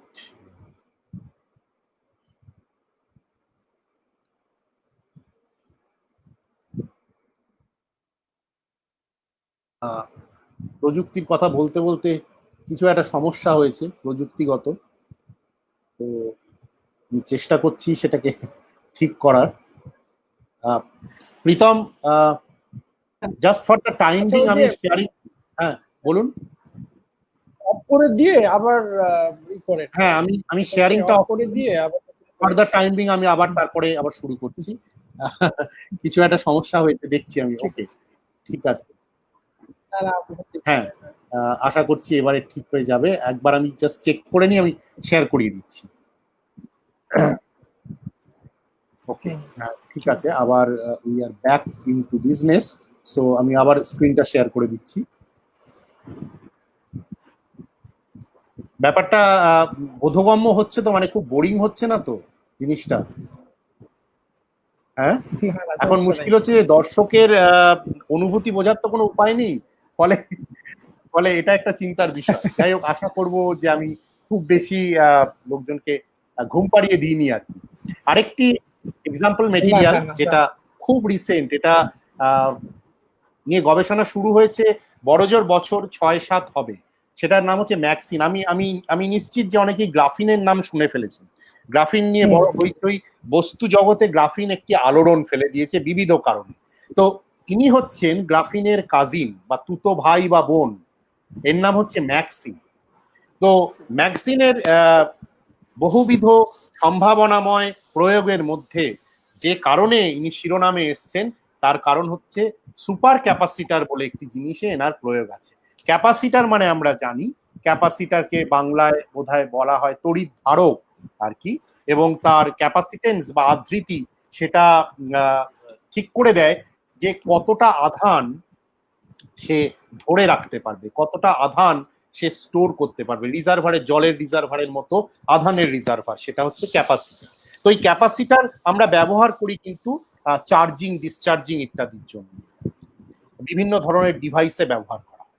তো এই খুব বেশ কিছুদিন ধরে এই ক্যাপাসিটারের জগতে বা এই তড়িৎ ধারকের জগতে আমরা জানি কনভেনশনাল ক্যাপাসিটার, সেখানে দুটো প্লেট থাকে, একটার উপরে গিয়ে ধনাত্মক আধান জমা হয় বা পজিটিভ চার্জ জমা হয়, আরেকটা ঋণাত্মক আধান জমা হয় বা নেগেটিভ চার্জ জমা হয়, এবং আমরা ক্যাপাসিটেন্সটা ক্যালকুলেট করতে পারি সেই আধানের পরিমাণ থেকে। তো ইলেকট্রিক্যাল ডাবল লেয়ার ক্যাপাসিটার বলে একটি বস্তু, সেটা প্রয়োগে বেশ কিছুদিন ধরেই আছে এবং শিরোনামে আছে। এই ইলেকট্রিক্যাল ডাবল লেয়ার ক্যাপাসিটারটা হচ্ছে এর এর আধৃতি বা ক্যাপাসিটেন্স অনেক বেশি, নর্মাল ক্যাপাসিটারের থেকে অনেক বেশি। তার কারণ এখানে হচ্ছে একটি দ্বিস্তরীয় ক্যাপাসিটার তৈরি হয়। এটার ব্যাপারটা হচ্ছে যে একটি ইলেকট্রোড থাকে, গোদা বাংলায় বলতে গেলে বা স্ট্রাকচারটা বুঝতে গেলে একটি ইলেকট্রোড থাকে, এবং সেই ইলেকট্রোড একটি ইলেকট্রোলাইট সলিউশনের মধ্যে থাকে। এই ইলেকট্রোলাইট সলিউশনটায় হয় যেটা, সেখানে ঋণাত্মক আধান এবং ধনাত্মক আধান তারা আলাদা হয়ে যায়, জল মানে এই সলিউশনটায় মিশে যায়, এবং তারা খুব স্বাভাবিক কারণেই এই যে ইলেকট্রোড গুলো রয়েছে, ক্যাথোড এবং অ্যানোড, তাদের দিকে যাত্রা শুরু করে। এবার যাত্রা শুরু করে পৌঁছতে পারে না পুরোপুরি, তার আগেই তার মধ্যে এই দুটি এন্টিটির মধ্যে, অর্থাৎ আধান, ইলেকট্রোলাইটের আধান এবং যে ইলেকট্রোড মেটেরিয়াল, এদের দুয়ের মাঝখানে একটি খুব ফিনফিনে সরু একটি জলের লেয়ার তৈরি হয়ে যায়, এবং তার ফলে এই যে জলের লেয়ার, একদিকে ইলেকট্রোড এবং অন্যদিকে হচ্ছে চার্জড ইলেকট্রোলাইট, এই নিয়ে তৈরি হয় অ্যাকচুয়ালি ডাবল লেয়ার ক্যাপাসিটার। তার ফলে এই ডাবল লেয়ার ক্যাপাসিটারের ক্যাপাসিটেন্স অনেক বেশি এবং এদেরকে সুপার ক্যাপাসিটার বলা হয়। তো তো এইখানে যে ছবিটি দেখছেন এটা হচ্ছে একটা ওই ওয়ান্স এগেন রিপ্রেজেন্টেটিভ পিকচার, এবং মেটেরিয়ালটা যেটা দিয়ে আমার ইলেকট্রোড তৈরি হয়েছে সেটা হচ্ছে অ্যাক্টিভেটেড কার্বন বলা হয়, অর্থাৎ চারকোল পুড়িয়ে তৈরি করা হচ্ছে। এবং আপনারা দেখতে পাচ্ছেন যে বেসিক্যালি এই কার্বন, এই চারকোলের মধ্যে অনেক ফাঁক ফাঁক রয়েছে, পোরাস কার্বন বলা হচ্ছে এটাকে, যেখান দিয়ে ইলেকট্রোলাইট গুলো স্বচ্ছন্দে ঘুরে বেড়াতে পারছে এবং সেখান থেকে তারা ডাবল লেয়ার ক্যাপাসিটেন্সের এফেক্টটা দেখাতে পারছে। যাই হোক, ডাবল লেয়ার ক্যাপাসিটার নিয়ে বলতে গেলে রাত কাবার হয়ে যাবে, সেটা আমার উদ্দেশ্য নয়। উদ্দেশ্যটা হচ্ছে বলা যে একটি নতুন মেটেরিয়াল যা গ্রাফিনের তুতো ভাই বা বোন, যাকে ম্যাগজিন বলছি, সেই ম্যাগজিন হচ্ছে একটি 2 ডাইমেনশনাল মেটেরিয়াল। এখনো অব্দি আমি যা উদাহরণ দেখিয়েছি, ধরুন বাইনারি অ্যালয়ের কথা বলেছি বা ইভেন ম্যাগনেটো ক্যালোরিক মেটেরিয়ালের কথা বলেছি, সেগুলো কিন্তু ত্রিমাত্রিক বা 3 ডিমেনশনাল। এখনই যে মেটেরিয়ালের কথা বলছি ম্যাগজিন, এটি হচ্ছে দ্বিমাত্রিক। আপনারা দেখতে পাচ্ছেন যে এই স্ট্রাকচার থেকে খুব পরিষ্কার যে এটা দ্বিমাত্রিক, একটা তলে রয়েছে এবং তলগুলোর মধ্যে একটা ফারাক রয়েছে, সেই ফাঁকে ঢুকে আছে জল, যেটাকে ইন্টারকালেটেড ওয়াটার বলা হয়েছে। তো এই ম্যাগজিনে যেটা হচ্ছে যে এই ডাবল লেয়ার এফেক্ট নয়, এটা আবার অন্য ধরনের এফেক্ট, যেটাকে রেডক্স রিয়াকশন বলা হয়। অর্থাৎ কিনা এই আয়নগুলো তারা গিয়ে সরাসরি এই ইলেকট্রোড মেটেরিয়ালের সঙ্গে ইন্টারঅ্যাক্ট করছে, তাদের বন্ড চেঞ্জ করে দিচ্ছে, নানা রকমের ভাঙা গড়ার খেলা চলছে, এবং সেখান থেকে আমরা একটা কন্ট্রিবিউশন পাচ্ছি ক্যাপাসিটি। এবং ম্যাগজিনে একটি রয়েছে টিপিক্যালি কার্বন বা নাইট্রোজেন থাকে, যেটা কিনা এই একটা কন্ডাক্টিভ, অর্থাৎ ম্যাগজিনের যে অতি পরিবাহিতা, বেশ ভালো পরিবাহিতা আছে, আমি অতি পরিবাহিতা বা সুপার কন্ডাক্টিং বলবো না, অতি পরিবাহিতা বললে সুপার কন্ডাক্টিভিটি বোঝায়। বেশ ভালো মাত্রার যে পরিবাহিতা রয়েছে তার জন্য দায়ী হচ্ছে যে এই কার্বন অ্যাটম, কার্বাইড কোর একটা রয়েছে, আর আর বাকি প্রপার্টি গুলোর জন্য দায়ী হচ্ছে যে ট্রানজিশন মেটাল, অর্থাৎ যেগুলো এই আয়রন, কোবাল্ট, টাইটেনিয়াম, এই ধরনের যে মেটেরিয়াল গুলো যাদের ম্যাগনেটিক প্রপার্টি রয়েছে, তারা হচ্ছে এই ম্যাগজিনের অন্য যে এলিমেন্টটি, ম্যাগজিন বানাতে গেলে কার্বন বা নাইট্রোজেন এবং এই ট্রানজিশন মেটালটি লাগে আর কি। তো এই দ্বিস্তরীয় দ্বিমাত্রিক যে নতুন মেটেরিয়াল, এর দুর্দান্ত সমস্ত অ্যাপ্লিকেশন রয়েছে। যেমন এই যে সুপার ক্যাপাসিটরের কাজটা কি, এটা কিসে সাহায্য করে? বিশেষত দেখুন, আমরা মোবাইল ফোন ব্যবহার করি, মোবাইল ফোনকে চার্জ করি, আমরা সেখানে কি ব্যবহার করি? আমরা ব্যাটারি ব্যবহার করি, লিথিয়াম আয়ন ব্যাটারি ব্যবহার করি। একটা মোবাইল চার্জ হতে কিরকম সময় লাগে? কয়েক ঘন্টা লাগে। অথচ আমরা সেখানে যদি সুপার ক্যাপাসিটর ব্যবহার করি, কয়েক সেকেন্ডের মধ্যে পুরো মোবাইল চার্জ হয়ে যাবে। অর্থাৎ এরা অনেক বেশি পরিমাণে আধান স্টোর করে রাখতে পারে, এবং এর যে এনার্জি ডেন্সিটি বা পাওয়ার ডেন্সিটি, অর্থাৎ প্রতি সেকেন্ডে কতটা কি পরিমাণ এনার্জি এরা স্টোর করতে পারে, সেটাও অনেক বেশি, কনভেনশনাল ব্যাটারির চেয়ে অনেক বেশি।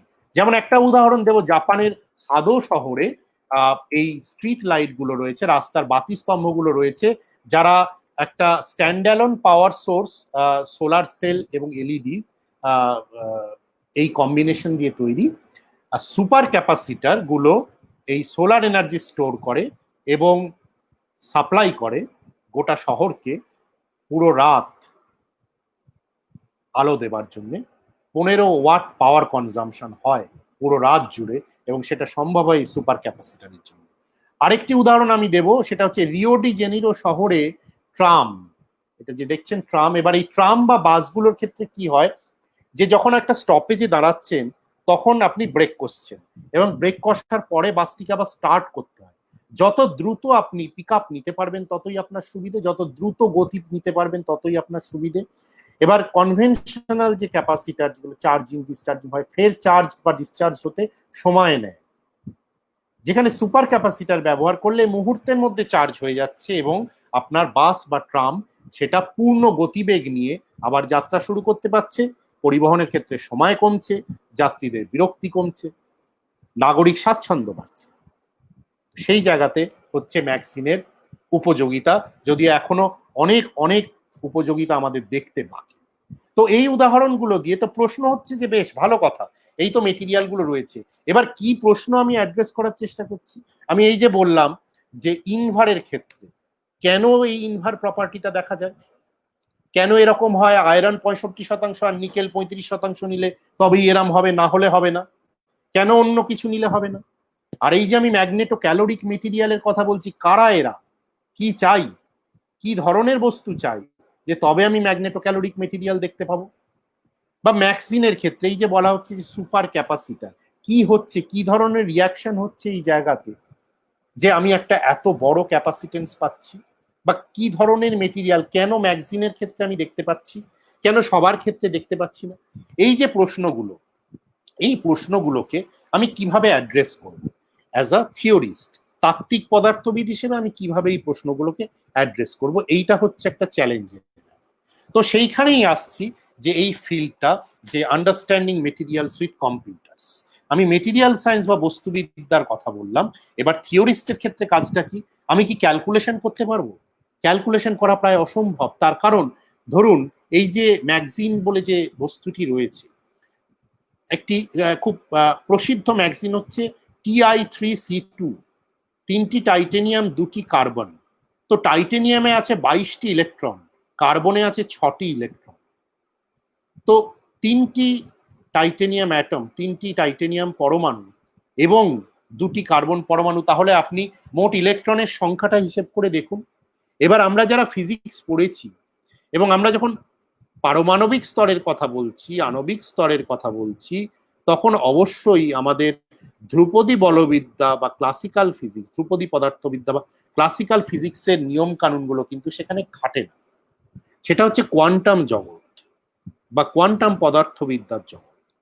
এবার আমরা যারা একটুখানি কোয়ান্টাম মেকানিক্স পড়েছি, কোয়ান্টাম বলবিদ্যা পড়েছি, আমরা প্রথমেই যে সমস্যাটি সমাধান করার চেষ্টা করেছি, যে প্রবলেমটি করেছি, সেটা হচ্ছে হাইড্রোজেন অ্যাটম, যেখানে মাত্র একটি ইলেকট্রন আছে, তাকে আমরা আমাদের অঙ্কশাস্ত্র দিয়ে, ডিফারেন্সিয়াল ইকুয়েশন দিয়ে আমরা সলিউশন বের করে ফেলেছি। তারপর আমরা পদার্থবিদ্যার যে যে কন্ডিশন, যে যে শর্ত, সেগুলো লাগিয়ে আমরা তার সলিউশন বের করে ফেলেছি। হাইড্রোজেন অ্যাটমের, হাইড্রোজেন পরমাণু যা যা এনার্জি লেভেল হয় সেগুলো আমরা জেনে ফেলেছি। কিন্তু সেটা তো একটা ইলেকট্রন। যে মুহূর্তে আমি হিলিয়াম করতে যাব, তখনই আমার গন্ডগোল হয়ে যাচ্ছে, আমাকে তখন অ্যাপ্রক্সিমেট মেথডে যেতে হচ্ছে। অ্যাপ্রক্সিমেট মেথডে আমি করতে পারছি বটে, কিন্তু তারপর 3টে অ্যাটম, বেরিলিয়াম, বোরন করা সম্ভব কি? খাতায় কলমে করতে গেলে অসম্ভব ব্যাপার। তাহলে আমাকে কোথায় করতে হবে? আমাকে কম্পিউটারে করতে হবে, যন্ত্র গণকে করতে হবে। কারণ যন্ত্র গণকের পক্ষে এই ধরনের লম্বা ক্যালকুলেশন করা সম্ভব। তো এদিকে আমি বস্তু জগৎ নিয়ে কথা বলছি এবং বস্তু জগৎ সম্বন্ধে আমার টার্গেট হচ্ছে যে আমি নতুন বস্তু, টার্গেট প্রপার্টি, বিশেষ বৈশিষ্ট্য সম্পন্ন নতুন বস্তু, সেটাও আমি কম্পিউটারে জেনারেট করতে পারি।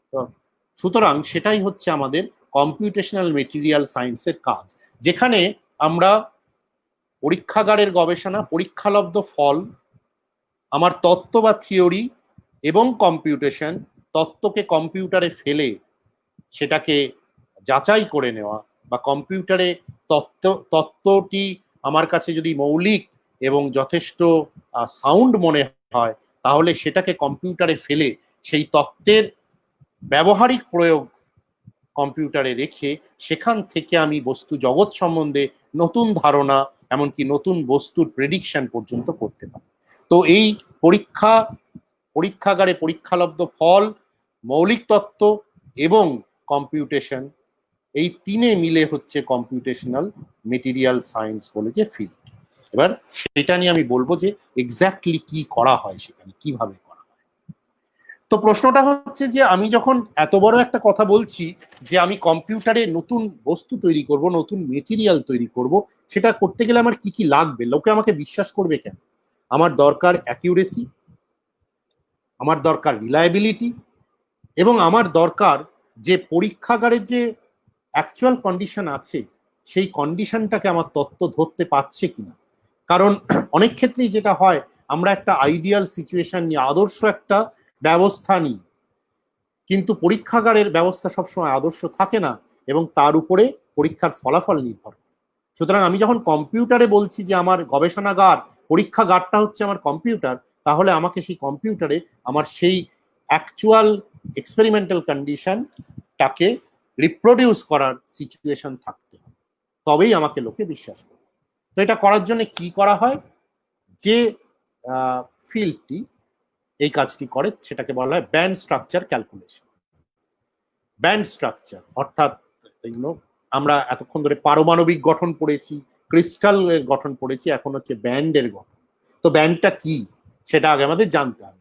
তো ব্যান্ড স্ট্রাকচার ক্যালকুলেশন অ্যাকচুয়ালি কি করা হয়, এটা হচ্ছে এমন একটা ফিল্ড, এমন একটা বিষয় যেখানে আমরা কোয়ান্টাম মেকানিক্যাল ইকুয়েশনগুলো, সমীকরণগুলোকে আমরা কম্পিউটেশনাল মেথড দিয়ে, বিভিন্ন ধরনের টেকনিক দিয়ে, যে টেকনিকগুলো ফিজিক্স, কেমিস্ট্রি, ফলিত গণিত, এমনকি লিনিয়ার অ্যালজেব্রা, নিউমেরিক্যাল টেকনিক, নানা রকমের গাণিতিক বা গণনা সংক্রান্ত বিভিন্ন ধরনের যে পদ্ধতি আছে সেইগুলো, প্যারালাল কম্পিউটেশন, এইগুলোর একটা সংমিশ্রণ, এইগুলোর একটা মিথজীবিতার উপর ভিত্তি করে এই ব্যান্ড স্ট্রাকচার ক্যালকুলেশন বা ইলেকট্রনিক স্ট্রাকচার ক্যালকুলেশন এই ফিল্ডটি গড়ে উঠেছে।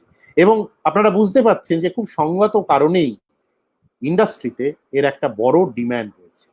কিন্তু পদার্থবিদ হিসেবে, তাত্ত্বিক পদার্থবিদ হিসেবে আমার উদ্দেশ্যটা কি? আমার উদ্দেশ্যটা হচ্ছে যে পারমাণবিক বা আণবিক বা পারমাণবিক স্তরে গিয়ে আমি বস্তুটিকে বোঝার চেষ্টা করব আমার কোয়ান্টাম বলবিদ্যার মডেলগুলির সাহায্যে। তো এখানে তাহলে দুটো মূল অংশ রয়েছে, একটা হচ্ছে কোয়ান্টাম মেকানিক্স, যেটা কিনা একদম ন্যানো স্কেল থেকে ম্যাক্রো স্কেল ফিজিক্যাল প্রপার্টিগুলোকে, ইলেকট্রনিক প্রপার্টিজ অফ ম্যাটার, সেটাকে প্রেডিক্ট করতে পারে। আরেকটা হচ্ছে কম্পিউটিং পাওয়ার। এই কম্পিউটিং পাওয়ারের জন্য, তার কারণ আমার এই বস্তুগুলি সময়ের সাথে সাথে অসম্ভব জটিল হয়ে যাচ্ছে, অসম্ভব কমপ্লিকেটেড হয়ে যাচ্ছে।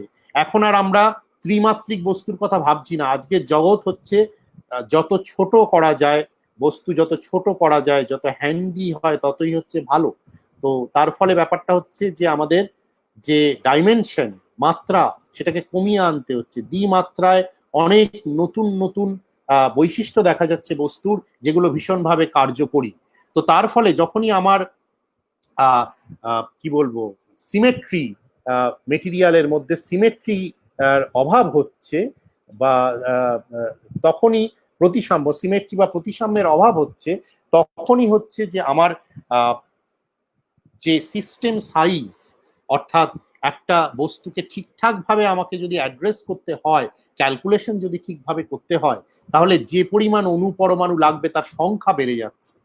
এবং সেই সংখ্যাটাকে যদি আমাকে ঠিকঠাক ভাবে ক্যালকুলেশন করতে হয়, তাহলে আমার বেশ বড় মাপের গণনা ক্ষমতা দরকার, কম্পিউটিং পাওয়ার দরকার।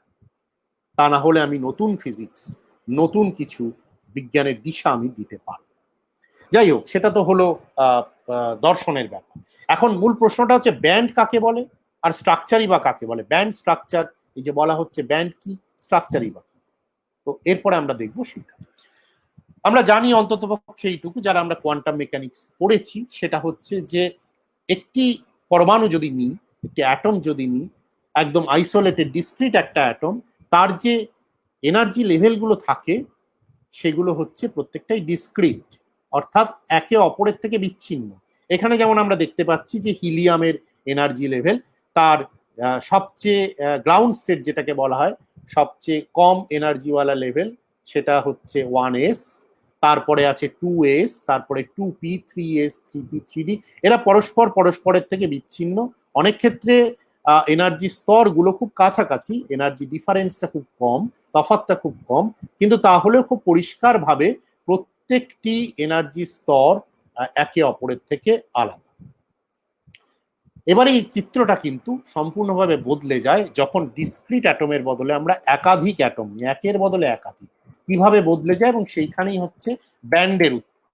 তো প্রথমে আমরা দেখে নেব যে আমার যদি একটি মাত্র অ্যাটম থাকে, তাহলে তার পোটেনশিয়ালটা কিরকম দেখতে হয়। না, এইটি হচ্ছে আমার অ্যাটম। আমরা জানি যে এই কুলম্ব পোটেনশিয়ালটা দেখতে এই রকম, যেন এটা একটা গভীর কুয়োর মতো নেমে গেছে আর কি, এবং সে চেষ্টা করছে যে এই অ্যাটমটিকে ওর মধ্যে ট্র্যাপ করে ফেলার, যাতে সে কুয়ো থেকে কখনোই না উঠতে পারে।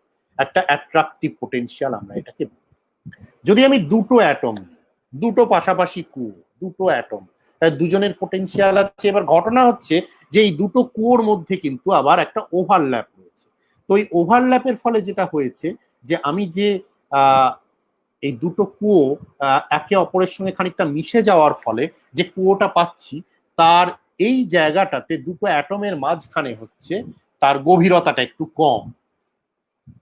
অর্থাৎ এইখানটায় এই জায়গায় এলে অ্যাটমের, যে কোনো অ্যাটমের যেভাবে ট্র্যাপ হয়ে যাওয়ার, যেভাবে পড়ে যাওয়ার এবং না উঠতে পারার সম্ভাবনা যতটা বেশি, এখানে পড়লে অতটা নয়। তফাৎটা হচ্ছে এই জায়গা। এবার দুটো অ্যাটমের বদলে আমি যদি বহু অ্যাটম নিই তাহলে কি হতে পারে? তো সেটাই হচ্ছে একটা সলিড অ্যাটম থেকে, পরমাণু থেকে একটা বস্তু, একটা সলিড স্টেট মেটেরিয়াল যাকে বলা হয়, একটা কঠিন বস্তু, সেখানে এই ছবিটা দেখানো হচ্ছে। যে এখানে দেখুন বাঁ দিকে রয়েছে আমার আইসোলেটেড অ্যাটম।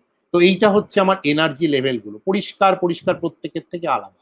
কিন্তু এবারে ব্যাপারটা হচ্ছে যে আমি অনেক অনেক অ্যাটম নিয়ে আসছি এবং তারা পরস্পরের খুব কাছাকাছি রয়েছে, যেটা দিয়ে আমার ক্রিস্টালটা তৈরি হচ্ছে। তো সেখানে কি হচ্ছে, প্রত্যেকটা অ্যাটমের নিজস্ব এইরকম আইসোলেটেড বিভিন্ন এনার্জি লেভেল রয়েছে, কিন্তু তারা এত কাছাকাছি আসার ফলে প্রত্যেকেই প্রত্যেকের সাথে ওভারল্যাপ করে ফেলছে। এবার ওভারল্যাপ করে ফেলার ফলে প্রত্যেকেরই তো এনার্জি লেভেলগুলো খুব কাছাকাছি, এবং তাদের ওভারল্যাপের ফলে যেটা হচ্ছে যে এই একটি বিচ্ছিন্ন এনার্জি স্তরের বদলে আমরা একটা পটি মতো দেখতে পাচ্ছি, যেখানে আমি আর আলাদা করতে পারছি না যে এই যে পটিটা, এখানে যে এনার্জি লেভেলটা রয়েছে সেইটা কি এবং সেটা কোন অ্যাটমের থেকে এসছে। তো এই যে পটিগুলো যেগুলো তৈরি হচ্ছে একাধিক অ্যাটমের পরস্পরের কাছাকাছি আসার ফলে, অর্থাৎ তাদের এনার্জি লেভেলগুলোর ওভারল্যাপের ফলে, এইটাকেই বলা হয় ব্যান্ড। আরেকটা ছবিতে আমরা আরো ভালোভাবে বুঝতে পারবো যে ধরা যাক এটা ডায়মন্ড, এটা হচ্ছে ডায়মন্ড সিস্টেম। এখানে আপনারা দেখুন যে যখনই দুটো অ্যাটমের মধ্যে তফাৎটা অনেক বেশি, তখন দেখুন এইখানে খুব পরিষ্কার দুটো এনার্জি লেভেল দেখা যাচ্ছে, ডিসক্রিট এনার্জি লেভেল দেখা যাচ্ছে। কিন্তু যে মুহূর্তে আমরা অ্যাটম গুলোর মধ্যে ডিস্টেন্স কমিয়ে দিচ্ছি, সঙ্গে সঙ্গে এনার্জি লেভেলগুলো ভীষণ কাছাকাছি এসে যাচ্ছে এবং ঘটনাচক্রে একে অপরের সঙ্গে সংমিশ্রিত হয়ে যেটা করছে, একাধিক এনার্জি লেভেল যারা ভীষণ কাছে কাছে রয়েছে, যাদেরকে আলাদা করা যায় না, তারা একটি পটি বা ব্যান্ডের জন্ম দিচ্ছে। এটাকেই বলা হয় ব্যান্ড, ব্যান্ড স্ট্রাকচার। এবং এই ব্যান্ডের যে চারিত্রিক বৈশিষ্ট্য, সেখান থেকে আমরা ইলেকট্রনগুলোর চারিত্রিক বৈশিষ্ট্যকে বুঝতে পারি। সেটাই হচ্ছে ব্যান্ড স্ট্রাকচার ক্যালকুলেশন। এবং বিভিন্ন বস্তুর ব্রডলি তাদের ক্লাসিফাই করা হয় তাদের ব্যান্ড স্ট্রাকচার থেকে। মেটাল বা ধাতু, সেমিকন্ডাক্টর বা অর্ধপরিবাহী, এবং ইনসুলেটর বা অপরিবাহী, এই তিন ধরনের বস্তু, তাদের মধ্যে তফাৎটা হচ্ছে যে তাদের ব্যান্ড স্ট্রাকচারটা ভিন্ন। যেমন মেটাল যেটা সুপরিবাহী, তার ক্ষেত্রে দেখা যাচ্ছে যে এই যে লাল অংশটা, এই লাল অংশটা হচ্ছে যেখানে ইলেকট্রনগুলো সব এই এনার্জি লেভেলগুলো ভর্তি করে রেখেছে। আর এই যে ডটেড লাইন, এটাকে বলা হয় ফেরমি লেভেল। ফেরমি লেভেল বা ফেরমি এনার্জি হচ্ছে একটি এনার্জি যে পর্যন্ত একদম নিম্ন লোয়েস্ট টেম্পারেচার, নিম্নতম তাপমাত্রায় যে এনার্জি লেভেল পর্যন্ত ইলেকট্রনের যে যে এনার্জিটি পর্যন্ত ইলেকট্রনের এনার্জি লেভেলগুলো সব ভর্তি থাকতে পারে, তাকে বলে ফেরমি এনার্জি। এবার তার মানে কি এর উপরে ইলেকট্রনের অ্যাক্সেসেবল এনার্জি লেভেল নেই? অবশ্যই আছে। সেগুলো হচ্ছে এই এই পার্পল কালারের, এই বেগুনি রঙের যে এনার্জি লেভেলগুলো, এগুলো হচ্ছে, এগুলোকে বলা হয় কন্ডাকশন ব্যান্ড। এগুলো এই মুহূর্তে খালি রয়েছে, কিন্তু ব্যাপারটা হচ্ছে যে যথেষ্ট এনার্জি যদি পায় এইখানে থাকা ইলেকট্রনগুলো, তাহলে তারা লাফিয়ে এখানে চলে যাবে। এবং ঠিক সেটাই হয়েছে ধাতুর ক্ষেত্রে। মেটাল ক্ষেত্রে আপনারা দেখতে পাচ্ছেন যে একটা ওভারল্যাপ রয়েছে। এই অংশটা হচ্ছে যে ভ্যালেন্স ব্যান্ড এবং কন্ডাকশন ব্যান্ড, অর্থাৎ ভর্তি হয়ে থাকা যে ব্যান্ড এবং খালি হয়ে থাকা যে ব্যান্ড, তাদের মধ্যে একটা থেকে ইলেকট্রন এখানে চলে যেতে পারছে, এবং সেটাই হচ্ছে পরিবাহিতার কারণ। সেমিকন্ডাক্টর বা অর্ধপরিবাহীর ক্ষেত্রে যে এই ভর্তি ব্যান্ড এবং খালি ব্যান্ডের মধ্যে একটা গ্যাপ রয়েছে, একটা নিষিদ্ধ অঞ্চল রয়েছে। এমন নয় যে এখান থেকে যেতে পারবে না, কিন্তু ব্যাপারটা এই ধাতুর মতো অত সহজ নয়। এর জন্য বেশ কিছুটা এনার্জি লাগবে, সেই এনার্জিটা দিতে পারলে অবশ্যই ইলেকট্রন এখান থেকে এখানে যেতে পারবে। আর অপরিবাহীর ক্ষেত্রে ব্যাপার হচ্ছে যে এই নিষিদ্ধ অঞ্চলটা এতটাই বেশি, এতটাই বড় যে এখান থেকে একটি ইলেকট্রনকে এই ভ্যালেন্স ব্যান্ড থেকে কন্ডাকশন ব্যান্ডে নিয়ে যেতে গেলে যে পরিমাণ এনার্জি দিতে হবে সেটা অসম্ভব ব্যাপার। সেই কারণে এরা অপরিবাহী থেকে যায়। তো আমি ছবি দেখাই ব্যান্ড স্ট্রাকচার। কপারের কথা বলেছিলাম, কপার হচ্ছে সুপরিবাহী। এখানে দেখুন আপনারা এই যে ব্যান্ড স্ট্রাকচারটা, এখানে এই লাইনটি হচ্ছে ফেরমি লেভেল। আপনি দেখতে পাচ্ছেন যে এখানে এরকম স্প্যাগেটির মতো, নুডলস এর মতো কিছু লাইন, এগুলোই হচ্ছে ব্যান্ডের স্ট্রাকচার। এটা আমরা কম্পিউটারে চালিয়ে বের করেছি। এবং এই যে লাইনটি, এটা কিন্তু এই যে স্প্যাগেটিটি, এটা কিন্তু এই লাইনটিকে ছাড়িয়ে উপরে, অর্থাৎ এই অংশটা যেটা কন্ডাকশন ব্যান্ড, যেটা খালি ব্যান্ড ছিল, সেইখানে পৌঁছে যাচ্ছে। তো এইটা হচ্ছে একটি টিপিক্যালি একটি ধাতব বা সুপরিবাহী ব্যান্ড স্ট্রাকচার। আমরা যদি অন্যদিকে একটি অপরিবাহীর কথা ভাবি, ডায়মন্ডের ক্ষেত্রে দেখুন এই শূন্যটা নির্দেশ করছে যে এইখান দিয়ে আমার ফেরমি লেভেলটা গেছে। দেখুন এখানে একটা বিরাট গ্যাপ রয়েছে, বিরাট গ্যাপ মানে যথেষ্ট বড় গ্যাপ, প্রায় 7 ইলেকট্রন ভোল্টের সমান। যেখানে 25 মিলি ইলেকট্রন ভোল্ট হচ্ছে আমার রুম টেম্পারেচার 300 কেলভিন, সেখানে 7 ইলেকট্রন ভোল্ট মানে বুঝতে পারছেন তো কি পরিমাণ টেম্পারেচারের কথা বলছি। তার ফলে এখান থেকে একটি ইলেকট্রনকে ওখানে নিয়ে যাওয়াটা অসম্ভব ব্যাপার, এবং তার ফলে ডায়মন্ড অপরিবাহী হয়েই থাকে, কারণ এখান থেকে ইলেকট্রন ওখানে যেতে পারে না, পরিবহন সম্ভব হয় না, এটাই তার নেচার। এখন প্রশ্ন হচ্ছে, দেখুন এখানে আমি কি প্লট করেছি, আমি ওয়াই অ্যাক্সিসে দেখাচ্ছি এনার্জি, আর এক্স অ্যাক্সিসে আমি দেখাচ্ছি যে এই কতগুলো Greek letter L, gamma, X, U মানে ইংরেজি এবং গ্রিক লেটার সিগমা, এগুলো কি, বস্তুগুলো কি। এক্স অ্যাক্সিসে আমরা কি প্লট করছি, আমরা যে ব্যান্ড স্ট্রাকচার বলছি, একটা তো বুঝলাম না হয় ইলেকট্রনিক এনার্জি লেভেল, বাকিটা কি। এবার আসবো সেই প্রশ্ন। সো এইখানটা হচ্ছে একটা কনফিউশনের প্রশ্ন যে কিভাবে এই ব্যান্ড স্ট্রাকচার গুলো পাওয়া যায়, আর এই এক্স অ্যাক্সিসে কি প্লট করা হয়েছে। তো উত্তরটা খুব সহজ। প্রথম প্রশ্নের উত্তর হচ্ছে যে কোয়ান্টাম মেকানিক্যাল ক্যালকুলেশন থেকে ব্যান্ড স্ট্রাকচার পাওয়া যায়। আর তারপরের প্রশ্নটা হচ্ছে কে ডিরেকশন, কেটা কি বস্তু। তো তার জন্য আমাদের বুঝতে হবে, প্রথম কথা হচ্ছে যে আমরা কোয়ান্টাম মেকানিক্স ব্যবহার করে কিভাবে এনার্জি ব্যান্ড ক্যালকুলেট করি। তাহলে আমি ফিরে যাই আবার এই ছবিটাতে, যেখানে হচ্ছে যে পরপর বিভিন্ন অ্যাটম রয়েছে, এইগুলো হচ্ছে নিউক্লিয়াসের পজিশন, এবং এইটা হচ্ছে যে আমার পোটেনশিয়ালটার চিত্র। তো আপনারা দেখতে পাচ্ছেন যে যে জায়গাতে অ্যাটমটি রয়েছে সেইখানে এটা একটা ডিপ ওয়েল, কিন্তু তারপরে তার মাঝখানে হচ্ছে অ্যাকচুয়ালি যথেষ্ট ফ্ল্যাট। তো কিভাবে আমরা ইলেকট্রনিক এনার্জি লেভেলগুলো ক্যালকুলেট করি, আমরা যেটাকে বলি স্টেশনারি শ্রোডিঙ্গার ইকুয়েশন বা স্থিতিশীল শ্রোডিঙ্গার ইকুয়েশন, সেটাকে সলভ করে, যেখানে সাই হচ্ছে আমার ওয়েভ ফাংশন, আমরা বের করি। এবং এখানে যে পোটেনশিয়ালটা রয়েছে, পোটেনশিয়ালটা এই পদার্থগুলোর ক্ষেত্রে, বস্তুগুলোর ক্ষেত্রে, সলিড স্টেট মেটেরিয়ালের ক্ষেত্রে এর একটা প্রতিসাম্য বা সিমেট্রি আছে। কি সেই সিমেট্রি?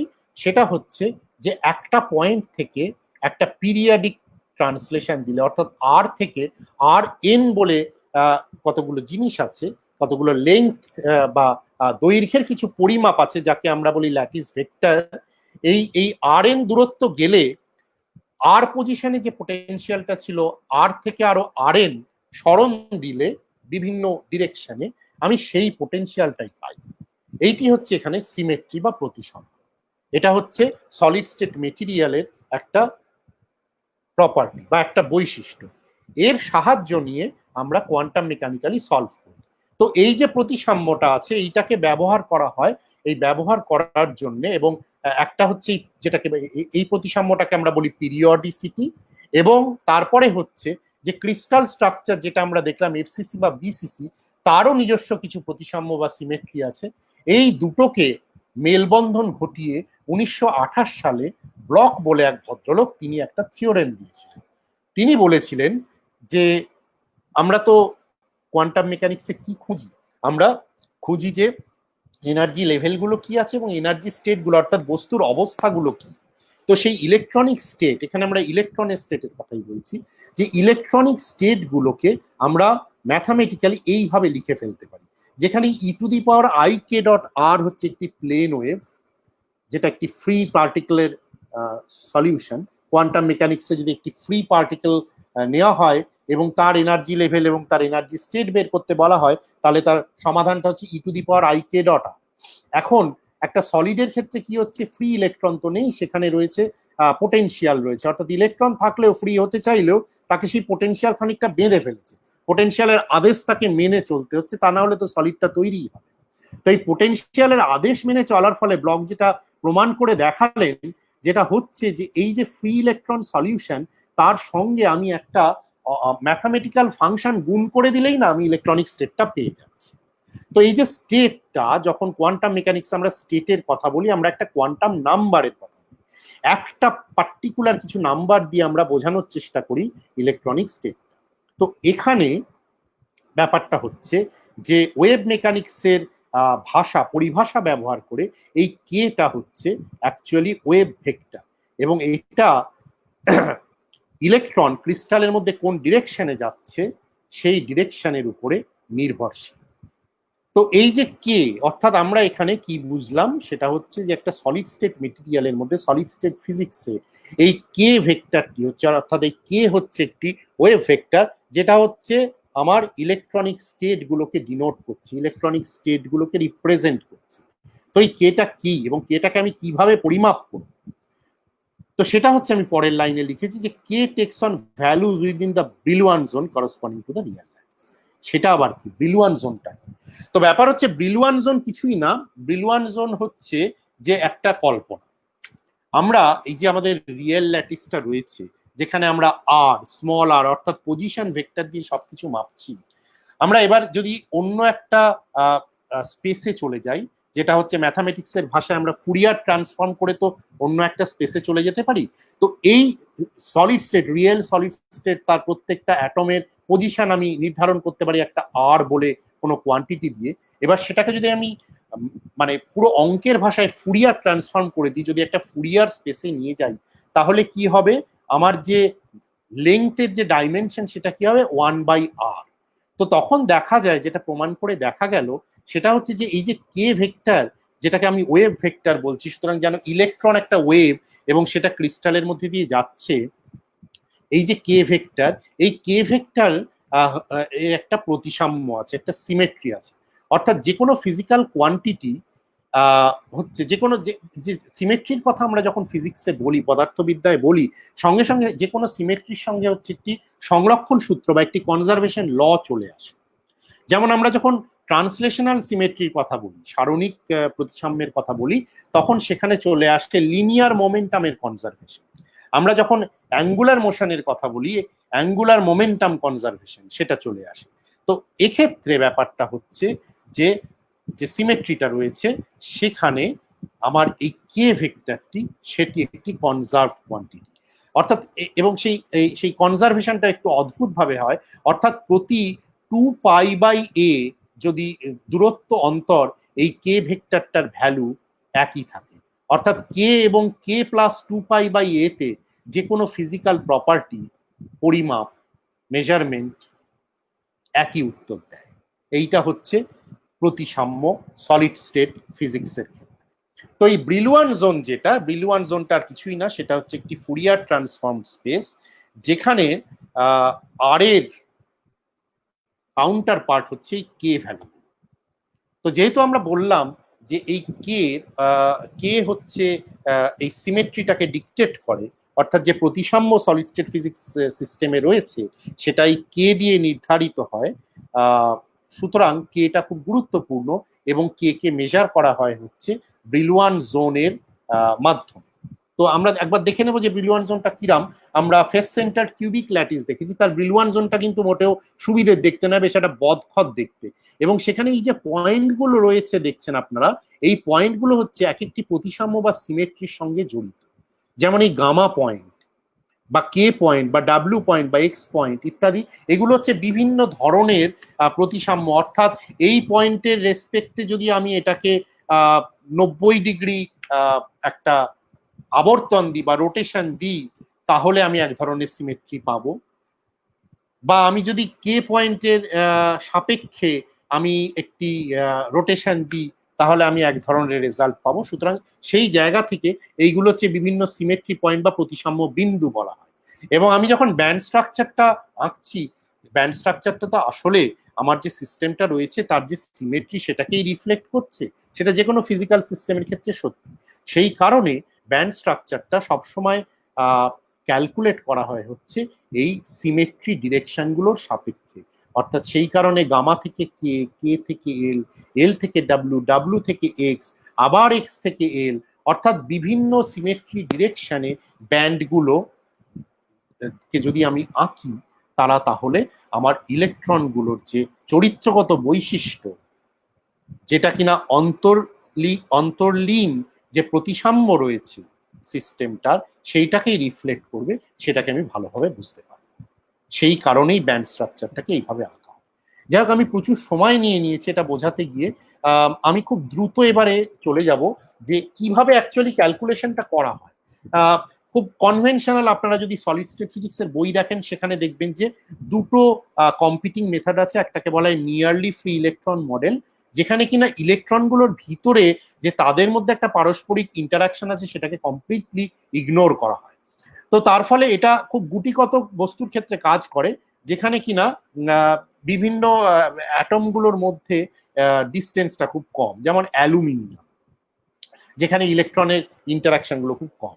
আর তার ঠিক বিপরীত দিকে রয়েছে টাইট বাইন্ডিং মডেল, যেখানে হচ্ছে একটা সলিডে যে ইলেকট্রনিক স্টেট গুলো সেটা হচ্ছে অ্যাটমিক লাইক স্টেটের একটা কম্বিনেশন হিসেবে। অর্থাৎ যেখানে মেটেরিয়াল, প্রথম ক্ষেত্রে নিয়ারলি ফ্রি ইলেকট্রনের ক্ষেত্রে হচ্ছে যে যেহেতু নেবারিং অ্যাটমগুলোর মধ্যে ডিস্টেন্স খুব কম, তার ফলে তাদের ইলেকট্রনের মধ্যে ইন্টারাকশন হওয়ার সম্ভাবনাটা খুব বেশি, কিন্তু আমি ব্যাপারটাকে সরলীকৃত করার জন্য সেগুলোকে আমি ইগনোর করে ফেলছি। অন্যদিকে টাইট বাইন্ডিং মডেলে ব্যাপার হচ্ছে যে অ্যাকচুয়ালি যে অ্যাটমগুলো রয়েছে পরস্পর প্রতিবেশীদের মধ্যে বিশেষ মুখ দেখা দেখি নেই, তারা পরস্পরের সঙ্গে ইন্টারাক্ট করতে, ওভারল্যাপ করতে খুব একটা পছন্দ করে না। যেমন এই ট্রানজিশন মেটালগুলো আয়রন, কোবাল্ট, কপার, এদের ক্ষেত্রে এই টাইট বাইন্ডিং মডেলটা খুব ভালো কাজ করে, এবং আমি যে ব্যান্ড স্ট্রাকচার গুলো দেখিয়েছি সেগুলো টাইট বাইন্ডিং মডেল দিয়েই তৈরি করা। তো এটা তো খুব গোদা কথা হলো, কিন্তু অ্যাকচুয়ালি খুব কমপ্লিকেটেড যে মেটেরিয়াল গুলো, যেখানে এই নিয়ারলি ফ্রি ইলেকট্রন বা টাইট বাইন্ডিং এর এই যে বিভিন্ন কনস্ট্রেন্ট গুলো বা এদের এদের খুব সীমাবদ্ধ যে প্রয়োগগুলো, সেগুলোকে কিভাবে ওভারকাম করা যায়, তার জন্যে 1964 সালে ডেনসিটি ফাংশনাল থিওরি বলে একটি নতুন আইডিয়া এসেছিল। ওয়াল্টার কোন নামে একজন বিজ্ঞানী, তিনি এটাকে এনেছিলেন, এবং তার বহু পরিমার্জনার পর 80-র দশক থেকে আজ পর্যন্ত ডেনসিটি ফাংশনাল থিওরি মেটেরিয়াল সায়েন্টিস্টদের রুটি-রুজি হয়ে দাঁড়িয়েছে। ওয়াল্টার কোন 1998 সালে এর জন্য নোবেল পুরস্কার পান, এবং পরিহাসের ব্যাপার হচ্ছে ওয়াল্টার কোন নোবেল পুরস্কার পেয়েছেন কেমিস্ট্রিতে, রসায়নে, অথচ আমরা পদার্থবিদরা ডেনসিটি ফাংশনাল থিওরি সবচেয়ে বেশি ব্যবহার করি। তো ডেনসিটি ফাংশনাল থিওরিতে আইডিয়াটা কি? আইডিয়াটা হচ্ছে যে আমি এই এত মেনি ইলেকট্রন সিস্টেম আমার পক্ষে সলভ করা খুব মুশকিল, কমপ্লিকেটেড হয়ে যাবে, এবং যত কমপ্লিকেটেড সিস্টেম হবে ইলেকট্রনের সংখ্যা বেড়ে গেলে আমি সামলাতে পারবো। তো ওয়াল্টার কোন দেখিয়েছিলেন যে যে কোনো মেনি বডি সিস্টেমকে অ্যাকচুয়ালি যেটা করা যেতে পারে সেটা হচ্ছে যে সেটাকে একটা ইকুইভ্যালেন্ট ওয়ান বডি সিস্টেমে ট্রান্সফর্ম করা যেতে পারে। তার ফলে যেটা হবে, ওয়ান বডি সিস্টেমে ট্রান্সফর্ম করার ফলে যেটা হচ্ছে সেটা হলো যে আমি খুব সহজেই ওয়ান বডি সিস্টেম সলভ করাটা খুব সহজ, ফলে আমি খুব সহজেই সেটা করে ফেলতে পারবো, এবং আমার স্টেটগুলো অবশ্যই, অ্যাকচুয়াল সিস্টেমটা তো ওয়ান বডি নয়, তার ফলে কিছু সমস্যা থেকে যায়। আমি যে ইলেকট্রনিক স্টেট গুলো পাবো সেগুলো কিন্তু ঠিক এক্স্যাক্টলি আমি যদি ওয়ান বডি স্টেট গুলোকে যোগ করে যাই পরপর পরপর করে, তাহলে যে আমি অ্যাকচুয়ালি এনার্জি লেভেল গুলো পাবো তা নয়, সেখানে কিছু মেনি বডি এফেক্ট থাকবে। সেই মেনি বডি এফেক্ট গুলোকে অ্যাকচুয়ালি এক্সচেঞ্জ কোরিলেশন বলে একটি পোটেনশিয়ালের মাধ্যমে আমি সেটাকে অ্যাড্রেস করব, রিপ্রেজেন্ট করব। সেখানে আমার অবশ্যই অ্যাপ্রক্সিমেশন দরকার হবে, এবং সেগুলো করা হয়ও। কিন্তু মোদ্দা কথা হচ্ছে আমি একটা সিঙ্গল পার্টিকেল ইকুয়েশন, যেটাকে কোনসাম ইকুয়েশন বলা হয়, সেইটাকে আমি সলভ করব, যেখানে এই হ্যামিল্টনিয়ানটা হচ্ছে, দেখুন সেটা হচ্ছে যে সিঙ্গল পার্টিকেল কাইনেটিক এনার্জি এবং ভি এফেক্টিভ, যে ভি এফেক্টিভে আমার এক্সটার্নাল পোটেনশিয়াল আছে, ইলেকট্রন ইলেকট্রন ইন্টারাকশন আছে, এবং এই এক্সচেঞ্জ কোরিলেশন যেটা হচ্ছে মেনি বডি এফেক্ট, সেইটা হচ্ছে। তো এটাকে আমি সলভ করব কিভাবে? সলভ করব কিন্তু যেটাকে বলা হয় সেলফ কনসিস্টেন্ট পদ্ধতিতে। অর্থাৎ আমি জানি না আমার সলিউশনটা কি, আমি শুরু করবো, এবং আচ্ছা এই সবগুলো হচ্ছে একটি সিঙ্গল পার্টিকেল কোয়ান্টিটির ফাংশনাল, যেটা হচ্ছে কিনা ইলেকট্রন ডেনসিটি। অর্থাৎ টিপিক্যালি আমরা প্রথমেই ভাববো যে আমি যখন টোটাল এনার্জি লিখবো সেটা আমার ওয়েভ ফাংশনের টার্মসে হবে, কিন্তু হোয়েনবার্গ কোন দেখালেন যে ওয়েভ ফাংশনের টার্মসে লেখার দরকার নেই। একটা গুরুত্বপূর্ণ কোয়ান্টিটি যেটা জানলে তুমি পুরো ফিজিক্সটা জেনে ফেলবে, পুরো বস্তুটাকে বুঝে ফেলবে, সেটা হচ্ছে সিঙ্গল পার্টিকেল ডেনসিটি। সমস্ত কিছু এই ডেনসিটির টার্মসে লিখে ফেলা যায়। সুতরাং আমি যখন ক্যালকুলেশনটা করব আমি একটা ডেনসিটি দিয়ে শুরু করব। ডেনসিটি দিয়ে শুরু করলে তারপর আমি পোটেনশিয়ালটাকে ক্যালকুলেট করতে পারবো, কারণ আমি পয়সনস ইকুয়েশন জানি, del square V is equal to 4πρ। সেই ইকুয়েশনটাকে আমি সলভ করব। সলভ করার পরে আমি এই পোটেনশিয়ালটা পাবো। এই পোটেনশিয়ালটা নিয়ে আমি এখানে আসবো, আমি ভি এফেক্টিভটা তৈরি করব। তৈরি করে আমি এই ইকুয়েশনটি সলভ করব। এই ইকুয়েশনটি সলভ করার পরে তারপর যেটা হবে, এই ইকুয়েশনটা সলভ করে আমি কি পাবো, আমি এই ফাই আই গুলো পাবো, আমি এপসাইলন আই গুলো পাবো। এই ফাই আই গুলো হচ্ছে আমার সিঙ্গল পার্টিকেল কোনসাম অরবাইটাল। এই অরবাইটাল গুলো থেকে, অর্থাৎ এই সলিউশন গুলো থেকে আমি আবার চার্জ ডেনসিটিটাকে তৈরি করব। দেখবো যে আমি যে চার্জ ডেনসিটি দিয়ে শুরু করেছিলাম আর যেটা দিয়ে শেষ করলাম তারা কি প্রায় এক। যদি মনে হয় এক তাহলে চুকেই গেল, কিন্তু তা তো হবে না, সাধারণত হয় না। তাহলে আমি আবার শুরু করব, আমার যে ইনপুট চার্জ ডেনসিটি আছে আর যে আউটপুট চার্জ ডেনসিটি আছে তাদেরকে মিশ্রণ করব, করে সেইটাকে আবার নতুন ইনপুটে দিয়ে আমি চালিয়ে যাব ক্যালকুলেশন, যতক্ষণ না আমার ক্যালকুলেশন কনভার্জ করছে। এটাকেই বলা হয় self consistent density functional calculation. এর ফলে এখানে আমি কোন রকমের মডেল পোটেনশিয়াল নিচ্ছি না, আমি সেলফ কনসিস্টেন্ট ওয়েতে ক্যালকুলেট করার ফলে কোনো অ্যাপ্রক্সিমেশন নেই এক্সেপ্ট এই ভি এক্সচেঞ্জ কোরিলেশন, এবং পুরোটা যেহেতু সেলফ কনসিস্টেন্ট ওয়েতে ক্যালকুলেটেড হচ্ছে তার ফলে এর অ্যাকিউরেসি, এর বিশ্বাসযোগ্যতা অনেক অনেক বেশি, এবং এটা বারবার বেশ প্রায় অর্ধ শতাব্দী ধরে এটা প্রমাণ হয়ে এসছে। তো এইটি হচ্ছে মেথডোলজি। প্রীতম, আমি কি, আমার হাতে আর কত সময় আছে? না সমস্যা নাই, আপনি ক্যারি করেন। ঠিক আছে। না মানে যারা শুনছেন তারা বোর হয়ে গেছেন হয়তো। আমি খুব দ্রুত এবার শেষ করব, সেটা হচ্ছে কয়েকটা মাত্র এক্সাম্পল, কারণ এক্সাম্পল না দিলে সত্যি কথাই বোঝা যাবে না। তো আমি অনেকগুলো এক্সাম্পল ভেবেছিলাম, কিন্তু যেহেতু অনেকটা সময় আমি টেনে দিয়েছি সেই জন্য আমি ফিরে আসি এই যে ডিফারেন্ট কন্ডাক্টিং প্রপার্টি, ভিন্ন ধরনের পরিবাহিতার বৈশিষ্ট্য ডায়মন্ড এবং গ্রাফাইটের, এই যে তফাৎটা, এই যে ফারাকটা, এটা কিসের থেকে হচ্ছে? এরা দুজনেই তো কার্বন, এরা তো দুজনেই কার্বনের ইলেকট্রন। এবারে প্রথমে আমি যদি ব্যান্ড স্ট্রাকচার ক্যালকুলেট করি আমার কাছে পরিবর্তনটা খুব পরিষ্কার। দেখুন বাঁদিকে গ্রাফাইটে এই যে জিরো দাগটা দেখছেন এটা হচ্ছে ফেরমি লেভেল, তার মানে এর নিচের যে ব্যান্ড গুলো দেখছেন এগুলো ভ্যালেন্স ব্যান্ড আর উপরে হচ্ছে কন্ডাকশন ব্যান্ড। এবার গ্রাফাইটে দেখুন এই 0 পয়েন্টে গিয়ে ভ্যালেন্স এবং কন্ডাকশন ব্যান্ড মিশে গেছে, অর্থাৎ এইখানে আমি লক্ষণ দেখতে পাচ্ছি একটা পরিবাহিতা। হ্যাঁ, কপারের মতো এইভাবে এই ব্যান্ডটা গিয়ে সোজা এখানে মিক্স করে যায়নি, মিশে যায়নি ঠিকই, কিন্তু এরা এসে এই পয়েন্টে মিট করছে, যেটা কিনা ডায়মন্ডের থেকে ভীষণভাবে আলাদা। আপনি দেখুন ডায়মন্ডের ফেরমি লেভেল হচ্ছে এইটা, এর নিচে খুব ভ্যালেন্স ব্যান্ড এবং কন্ডাকশন ব্যান্ড তাদের মধ্যে ফারাকটা খুব পরিষ্কার, এরা কেউ কারোর কাছে ঘেঁষতে পারছে না, ওয়ারাস গ্রাফাইটের ক্ষেত্রে এটা হচ্ছে। তো প্রশ্ন হলো এটা কেন হচ্ছে, কিসের থেকে হচ্ছে? তো সেই প্রশ্নটা খুঁজতে গেলে আমাকে দেখতে হবে এদের যে ক্রিস্টাল স্ট্রাকচার আছে, বাঁ দিকে হচ্ছে ডায়মন্ড স্ট্রাকচার, ডান দিকে হচ্ছে গ্রাফাইট স্ট্রাকচার। দেখুন সবই কার্বন অ্যাটম, কিন্তু ডায়মন্ডের ক্ষেত্রে ব্যাপারটা হচ্ছে যে একটি কার্বন অ্যাটম 4টি কার্বন অ্যাটমের সঙ্গে একটা বন্ড তৈরি করে, এটাকে আমরা টেট্রাহেড্রাল স্ট্রাকচার বলি। 4টে হাত, কার্বনের ইলেকট্রনিক কনফিগারেশন কি 1s2 2s2 2p2, অর্থাৎ বাইরের শেলে, আউটার ভ্যালেন্স শেলে 4টি ইলেকট্রন আছে, 2টি এস এবং 2টি পি, এবং এই 2টি এস এবং 2টি পি দিয়ে যেটা করছে সেটা হচ্ছে এই, এটা আমরা ক্লাস 10-11 এর কেমিস্ট্রি বইতে পড়ে এসেছি।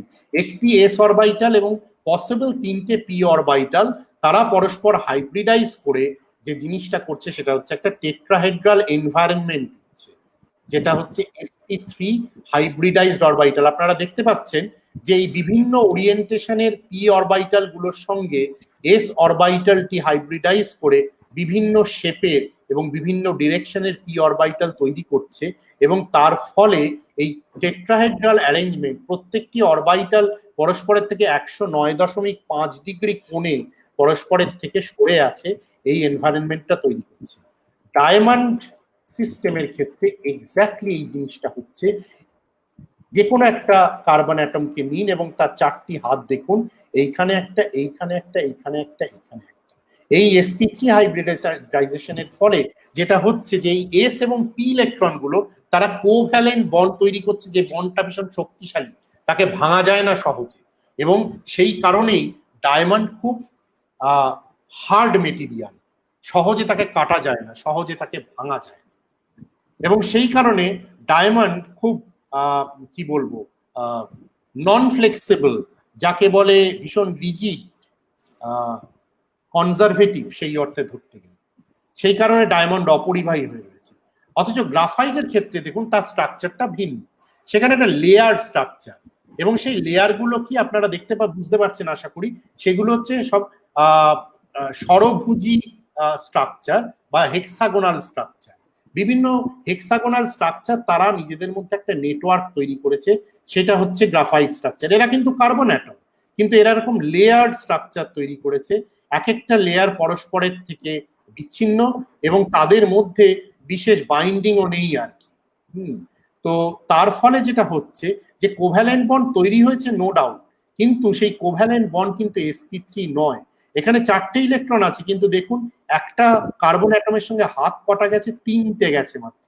এইখানে দেখুন, এইটিকে যদি আমি সেন্ট্রাল অ্যাটম ধরি, মাত্র 3টে হাত গেছে। তার ফলে এই যে এক্সট্রা একটা ইলেকট্রন, এই 3টে হাতে 3টে ইলেকট্রন শেয়ার হচ্ছে, এই যে একটা এক্সট্রা ইলেকট্রন, সেটা হচ্ছে পরিবারের মধ্যে বাঁধনটা আলগা থাকার ফলে এই যে এক্সট্রা ইলেকট্রন, সে বখাটে ছেলের মতো চারপাশে ঘুরে বেড়াচ্ছে, সে ফ্রি ইলেকট্রন, সে দিব্যি এক লেয়ার থেকে আরেক লেয়ারে ঘুরে বেড়াচ্ছে, এবং সেই কিন্তু পরিবাহিতার জন্য দায়ী। সেই কারণে গ্রাফাইট পরিবাহী, কিন্তু ডায়মন্ড পরিবাহী নয়। তো ব্যান্ড স্ট্রাকচার থেকে আমরা প্রথম ক্লুটা পেলাম যে এরকম একটা জিনিস হচ্ছে। তারপর আমরা আমাদের কেমিস্ট্রি, ক্রিস্টাল স্ট্রাকচার এবং তার অ্যাটমিক স্ট্রাকচার, সেই জায়গা থেকে এই 3টেকে কাজে লাগিয়ে আমরা ব্যাখ্যা করলাম যে ডায়মন্ড আর গ্রাফাইটের মধ্যে এই তফাৎটা কেন। তো কম্পিউটেশনাল মেটেরিয়াল সায়েন্স এরকম নানা ধরনের বহু ধরনের উদাহরণে পরিপূর্ণ। আমার হাতের সময় কম, তো আমি খুব দ্রুত বেগে চলে যাব আরেকটা উদাহরণ দেখাতে, কারণ এরপরে বেশি সময় নিলে মানুষজন বোর হবেন। তো একটা উদাহরণ আমি দেখাচ্ছি, যে ইনভার সিস্টেমের কথা যখন বললাম, যে এই যে ইনভার এফেক্টটা হয়, অর্থাৎ আমি তাপমাত্রা বাড়াচ্ছি কিন্তু প্রসারণ হচ্ছে না। 1999 সালে এই টিএফটি দিয়ে 3জন, মার্ক ভ্যান শিল্পগার্ড, ইগার অ্যাব্রিকোসাভ এবং বরিয়ে জোহানসন, এরা 3জনে এই কাজটা করেছিলেন। এটা নেচারে জুলাই 1999-তে প্রকাশিত হয়। এরা এই কথাটা বলেছিলেন। এখানে এরা বলতে চেয়েছিলেন যে এর আগে ইনভার সম্বন্ধে মানুষ কিছু জেনে গেছে যে যেহেতু এখানে আয়রন এবং নিকেল এরা দুজনই ইনভলভড, এর ফলে ম্যাগনেটিজম একটা রোল প্লে করছে। যে কথাটা এরা এখানে বলেছেন, যে ব্যাপারটা হচ্ছে যে আমরা জানি it has long bin realise the effect is related to magnetism, but a full understanding is still lacking. So here we present ab initio calculation of volume dependence of magnetic and thermodynamic properties for most typical invar alloy, যেটা কিনা iron nickel. এবং তারা তারপর তাদের কি বার করলেন, তারা দেখলেন যে এই যে স্পিন অ্যারেঞ্জমেন্ট যেটা আমরা দেখালাম, ফেরোম্যাগনেটিক, প্যারাম্যাগনেটিক ইত্যাদি, অ্যাকচুয়ালি যেটা হচ্ছে যে ইনভারের অরিজিনটা লুকিয়ে আছে স্পিন স্ট্রাকচারটার ইভলিউশনের মধ্যে দিয়ে। অর্থাৎ ফেরোম্যাগনেটিক থেকে এরা একটা নন কোলিনিয়ার, অর্থাৎ এরা সবাই যে একই ডিরেকশনে তাকাবে বা ভিন্ন ডিরেকশনে তাকাবে, অর্থাৎ আমার যে ম্যাগনেটিক ফিল্ডের যে ডিরেকশন, জেড ডিরেকশন, তার দিকে বা তার বিপরীতেই তাকাবে এমনটা নয়। তারা অন্য ভিন্ন ডিরেকশনে ভিন্ন রকম ভাবেও তারা নিজেদেরকে অ্যালাইন করতে পারে, এবং এই ইনভার এফেক্ট আসছে সেই জায়গাতে। তো তারা ক্যালকুলেশন করে দেখালেন যে আমি যখন ভলিউমটা চেঞ্জ করছি, এই যে সংখ্যাটা দেখছেন এগুলো হচ্ছে বিভিন্ন ভলিউমে। তারা দেখালেন যে প্রথমে ভলিউম যখন 78.8 ছিল তখন পুরো ফেরোম্যাগনেটিক স্ট্রাকচার ছিল। এই লালটি হচ্ছে আয়রন এবং কালোটি হচ্ছে নিকেল। এরা সবাই মোটামুটি ভাবে একটা ডিরেকশন, এটাকে যদি আমি জেড ডিরেকশন ম্যাগনেটিক ফিল্ডের ডিরেকশন ভাবি, এদিকেই ছিল। কিন্তু ভলিউম যখন কমতে শুরু করলো, সঙ্গে সঙ্গে কিছু স্পিন তারা বিশৃঙ্খল হতে শুরু করলো, তারা নানা দিকে, অবশ্যই একটা শৃঙ্খলা তৈরি হলো ফাইনালি, কিন্তু তারা বিভিন্ন দিকে বিভিন্ন ডিরেকশনে অ্যালাইন হতে শুরু করলো। তো এই যে স্পিন স্ট্রাকচারের যে ইভলিউশনটা তারা দেখালেন, এর সঙ্গে অঙ্গাঙ্গিভাবে জড়িত হচ্ছে যে অন্যান্য প্রপার্টি গুলো, যেখান থেকে আমি থার্মাল এক্সপানশনটা বের করি। যেমন আমার টোটাল এনার্জি বনাম ভলিউম যদি আমি প্লট করি, তাহলে এই নন কোলিনিয়ার স্ট্রাকচারের ক্ষেত্রে আপনারা দেখতে পাচ্ছেন যে এই ই ভার্সেস ভি কার্ভ থেকে আমরা এটাকে ডিফারেন্সিয়েট করে বাল্ক মডিউলাস বের করি, কিন্তু এখানে ই ভার্সেস ভি এই ভলিউমটার কাছে এসে একদম ফ্ল্যাট হয়ে গেছে, তার ফলে বাল্ক মডিউলাস ভীষণ কম। এবং তাই হয়েছে, যেখানে এখানে এত বড় একটা বাল্ক মডিউলাস ছিল, বাল্ক মডিউলাস ভীষণ কমে গেছে। এবং বাল্ক মডিউলাস মানে সেখান থেকে আমরা প্রেসার ভার্সেস ভলিউম রিলেশন এর একটা আইডিয়া করতে পারি। তো বাল্ক মডিউলাস এতটা কমে যাওয়ার ফলে যেটা হচ্ছে যে এক্সপ্যানশন কোএফিসিয়েন্টটা এই ভলিউমে ঝপ করে নেমে যাচ্ছে, অলমোস্ট জিরো হয়ে যাচ্ছে। সুতরাং ওরা দেখালেন যে এই সমস্তটাই ম্যাগনেটিজম ড্রিভেন। তো এই ম্যাগনেট, এই যে রিল্যাক্সেশনটা, এই যে সিস্টেমটাতে, এই যে স্ট্রিক্ট শৃঙ্খলা যেটা এই ফেরোম্যাগনেটিক সিস্টেমের ক্ষেত্রে রয়েছে, অর্থাৎ কমান্ডার যেদিকে বলবেন সেদিকেই তাকাতে হবে, যে সমস্ত পরিবারে নিবিড় অনুশাসন থাকে, কর্তা যেদিকে বলবেন সেদিকেই সবাইকে যেতে হবে, সে কথাই শুনতে হবে। আর যদি পারিবারিক অনুশাসনকে একটুখানি রিল্যাক্স করা যায়, একটুখানি শিথিল করা যায়, তাহলে যে সিচুয়েশনটা সেটা হচ্ছে এই। তো এই পারিবারিক অনুশাসনকে ম্যাগনেটিজমের দিক দিয়ে শিথিল করার ফলে যেটা হয়েছে যে অন্য অনুশাসনগুলো একটু আলাদা হয়ে গেছে, মানে আলগা হয়ে গেছে এই ইনভার সিস্টেমের ক্ষেত্রে, এবং সেটা তার স্ট্রাকচারাল প্রপার্টিকে এফেক্ট করেছে। তার ফলে যেটা হচ্ছে যে এই ইনভার প্রপার্টিটা দেখা যাচ্ছে। সুতরাং পুরো জিনিসটাই হচ্ছে যে সিস্টেমের রিল্যাক্সেশনের ফলে, সেটা প্রথমে ম্যাগনেটিক ছিল কিন্তু একটা আরেকটাকে টানে, অর্থাৎ পরিবারের ক্ষেত্রে একটা অংশে আপনি অনুশাসনকে শিথিল করার ফলে তার প্রভাব অন্য জায়গাগুলোতে পড়তেও পারে, নাও পড়তে পারে। এক্ষেত্রে আমি বলবো পড়েছে। এই রূপকটা দিয়ে আমি জিনিসটাকে বোঝানোর চেষ্টা করলাম, আশা করি সেটা আপনারা বুঝতে পারলেন। শেষ একটা উদাহরণ দেব, যেটা নিয়ে অনেক কথা বলেছি, যে অনেক দাবি করেছি, যে একটা কম্পিউটার ক্যালকুলেশন কিছু একটা প্রেডিক্ট করছে ahead of an experiment. Experiment হওয়ার আগেই কম্পিউটার দিয়ে আমি প্রেডিকশনটা করছি, এক্সপেরিমেন্ট পরে আসছে এবং বলছে যে থিওরিস ঠিক কথা বলেছিল। এবং এক্ষেত্রে অল্প একটু বিজ্ঞাপন করি আমার ছাত্রের সঙ্গে, আশিস কুন্ডুর সঙ্গে 2018 এই পেপারটা আমরা করেছিলাম, first principle study of structural phase stability and magnetic order in various structural phases of manganese two iron gallium. এখানে আমরা যেটা করেছিলাম সেটা হচ্ছে ম্যাঙ্গানিজ টু আয়রন গ্যালিয়াম খুব ইন্টারেস্টিং একটি সিস্টেম। এখানে এর বিভিন্ন ফেজ আছে, স্ট্রাকচারাল ফেজ আছে। আমরা এই হেক্সাগোনাল ফেজটাতে ইন্টারেস্টেড হয়েছিলাম, কারণ ম্যাঙ্গানিজ 3 গ্যালিয়াম নামক মেটেরিয়ালটি, তার হেক্সাগোনাল ফেজের ম্যাগনেটিক স্ট্রাকচারটা হচ্ছে সম্পূর্ণ নন কোলিনিয়ার। তার ফলে যেটা হয়, স্পিনগুলো বিভিন্ন জোনে বিভিন্ন দিকে অ্যাঙ্গেল করে থাকার ফলে টোটাল ম্যাগনেটিক মোমেন্টটা প্রায় জিরো হয়ে যায়। হোয়ারাস ম্যাঙ্গানিজ টু আয়রন গ্যালিয়ামে এক্সপেরিমেন্ট করে দেখা গেছিল যে ম্যাগনেটিক মোমেন্টটা বেশ ভালো মতন 1.284 ম্যাগনেটার। তো আমরা চেষ্টা করেছিলাম বুঝতে যে স্পিন স্ট্রাকচারটা কি হচ্ছে, এবং একটা ম্যাঙ্গানিজের বদলে একটা আয়রন অ্যাটম আসার ফলে কি পরিবর্তন হচ্ছে, যার জন্য আমরা একটা সিগনিফিকেন্ট ম্যাগনেটিক মোমেন্ট পেয়েছি। সেটা করতে গিয়ে আমরা যেটা প্রেডিক্ট করলাম সেটা হচ্ছে যে স্পিন স্ট্রাকচারটা হচ্ছে এরকম, ঠিক নন কোলিনিয়ার নয়। এই বাঁ দিকের ছবিটায় আপনারা দেখছেন, এটা হচ্ছে ম্যাঙ্গানিজ 3 গ্যালিয়ামের স্ট্রাকচার, যেখানে দুটো লেয়ার রয়েছে, দুটো স্তর রয়েছে, দুটোতেই ম্যাঙ্গানিজ এবং গ্যালিয়াম রয়েছে, এবং বিভিন্ন স্তরের অ্যাটম গুলো তারা বিভিন্ন দিকে তাদের স্পিন গুলো থাকার ফলে টোটাল মোমেন্টটা জিরো হয়ে যাচ্ছে। কিন্তু আমাদের এই সিস্টেমটা আয়রন সিস্টেমের ক্ষেত্রে ব্যাপারটা হচ্ছে যে অবশ্যই দুটো ডিফারেন্ট ম্যাঙ্গানিজ কেন দুটো স্তরে রয়েছে, এবং আয়রন এবং গ্যালিয়াম রয়েছে, তাদের স্পিন স্ট্রাকচারটা হচ্ছে এইরকম, অর্থাৎ যেটা কিনা নন কোলিনিয়ার নয়, নন মানে ঠিক সেই অর্থে নন কোলিনিয়ার কখনোই নয় আর কি, ঠিক আছে। তো সেটা তার ফলে ম্যাঙ্গানিজ 3 গ্যালিয়ামের থেকে কমপ্লিটলি ডিফারেন্ট ছিল, এবং সেই ডিফারেন্ট থাকার ফলে আমরা এই ম্যাগনেটিক মোমেন্টটাকে ব্যাখ্যা করতে পেরেছিলাম। এবং তার ঠিক 1 বছর পরে 2019 সালে এই জাপানিজ গ্রুপটি তারা একটি পেপারে তাদের এই শেষ লাইনটা আমি দেখতে অনুরোধ করব, যে the measured in plane and perpendicular HEX induced by manganese iron 3 gallium are generated by a spin structural change from non-collinear to non-coplanar, অর্থাৎ একই তলে নেই, কিন্তু তাই বলে স্পিনগুলো বিভিন্ন অ্যাঙ্গেল করেও নেই, তারা জেড ডিরেকশনের সঙ্গে, যেটাকে আমরা ইজি অ্যাক্সিস বলি, তার সাথে হয় তার দিকে নয় তার বিপরীত দিকে আছে। তো non collinear to non coplanar in AB plane as expected from the previous theoretical study. তো 1 বছর আগে আমরা যে স্টাডিটা করেছিলাম তার 1 বছর পরে এক্সপেরিমেন্ট সেটাকে কনফার্ম করলো। সুতরাং কম্পিউটার এক্সপেরিমেন্ট করে আমরা অলরেডি সিস্টেমটাকে বুঝতে পেরেছিলাম, তার প্রপার্টির ব্যাখ্যা দিতে পেরেছিলাম, সেটা 1 বছর পরে এক্সপেরিমেন্ট সেটাকে করতে পারলো। তো কম্পিউটেশনাল মেটেরিয়াল সায়েন্স একটি পাওয়ারফুল ব্রাঞ্চ অফ ফিজিক্স, যেটা অনেক কিছুই আনএক্সপ্লোর্ড, কিন্তু যেগুলো আমাদের দৈনন্দিন জীবনের সঙ্গে ভীষণভাবে অঙ্গাঙ্গিভাবে জড়িত, এবং ফান্ডামেন্টাল পদার্থবিদ্যা, ফান্ডামেন্টাল সায়েন্স দিয়ে এবং প্রযুক্তি, অর্থাৎ এই বড় বড় কম্পিউটার, সেটাও একটা প্রযুক্তির অবশ্যই একটা বিষয়।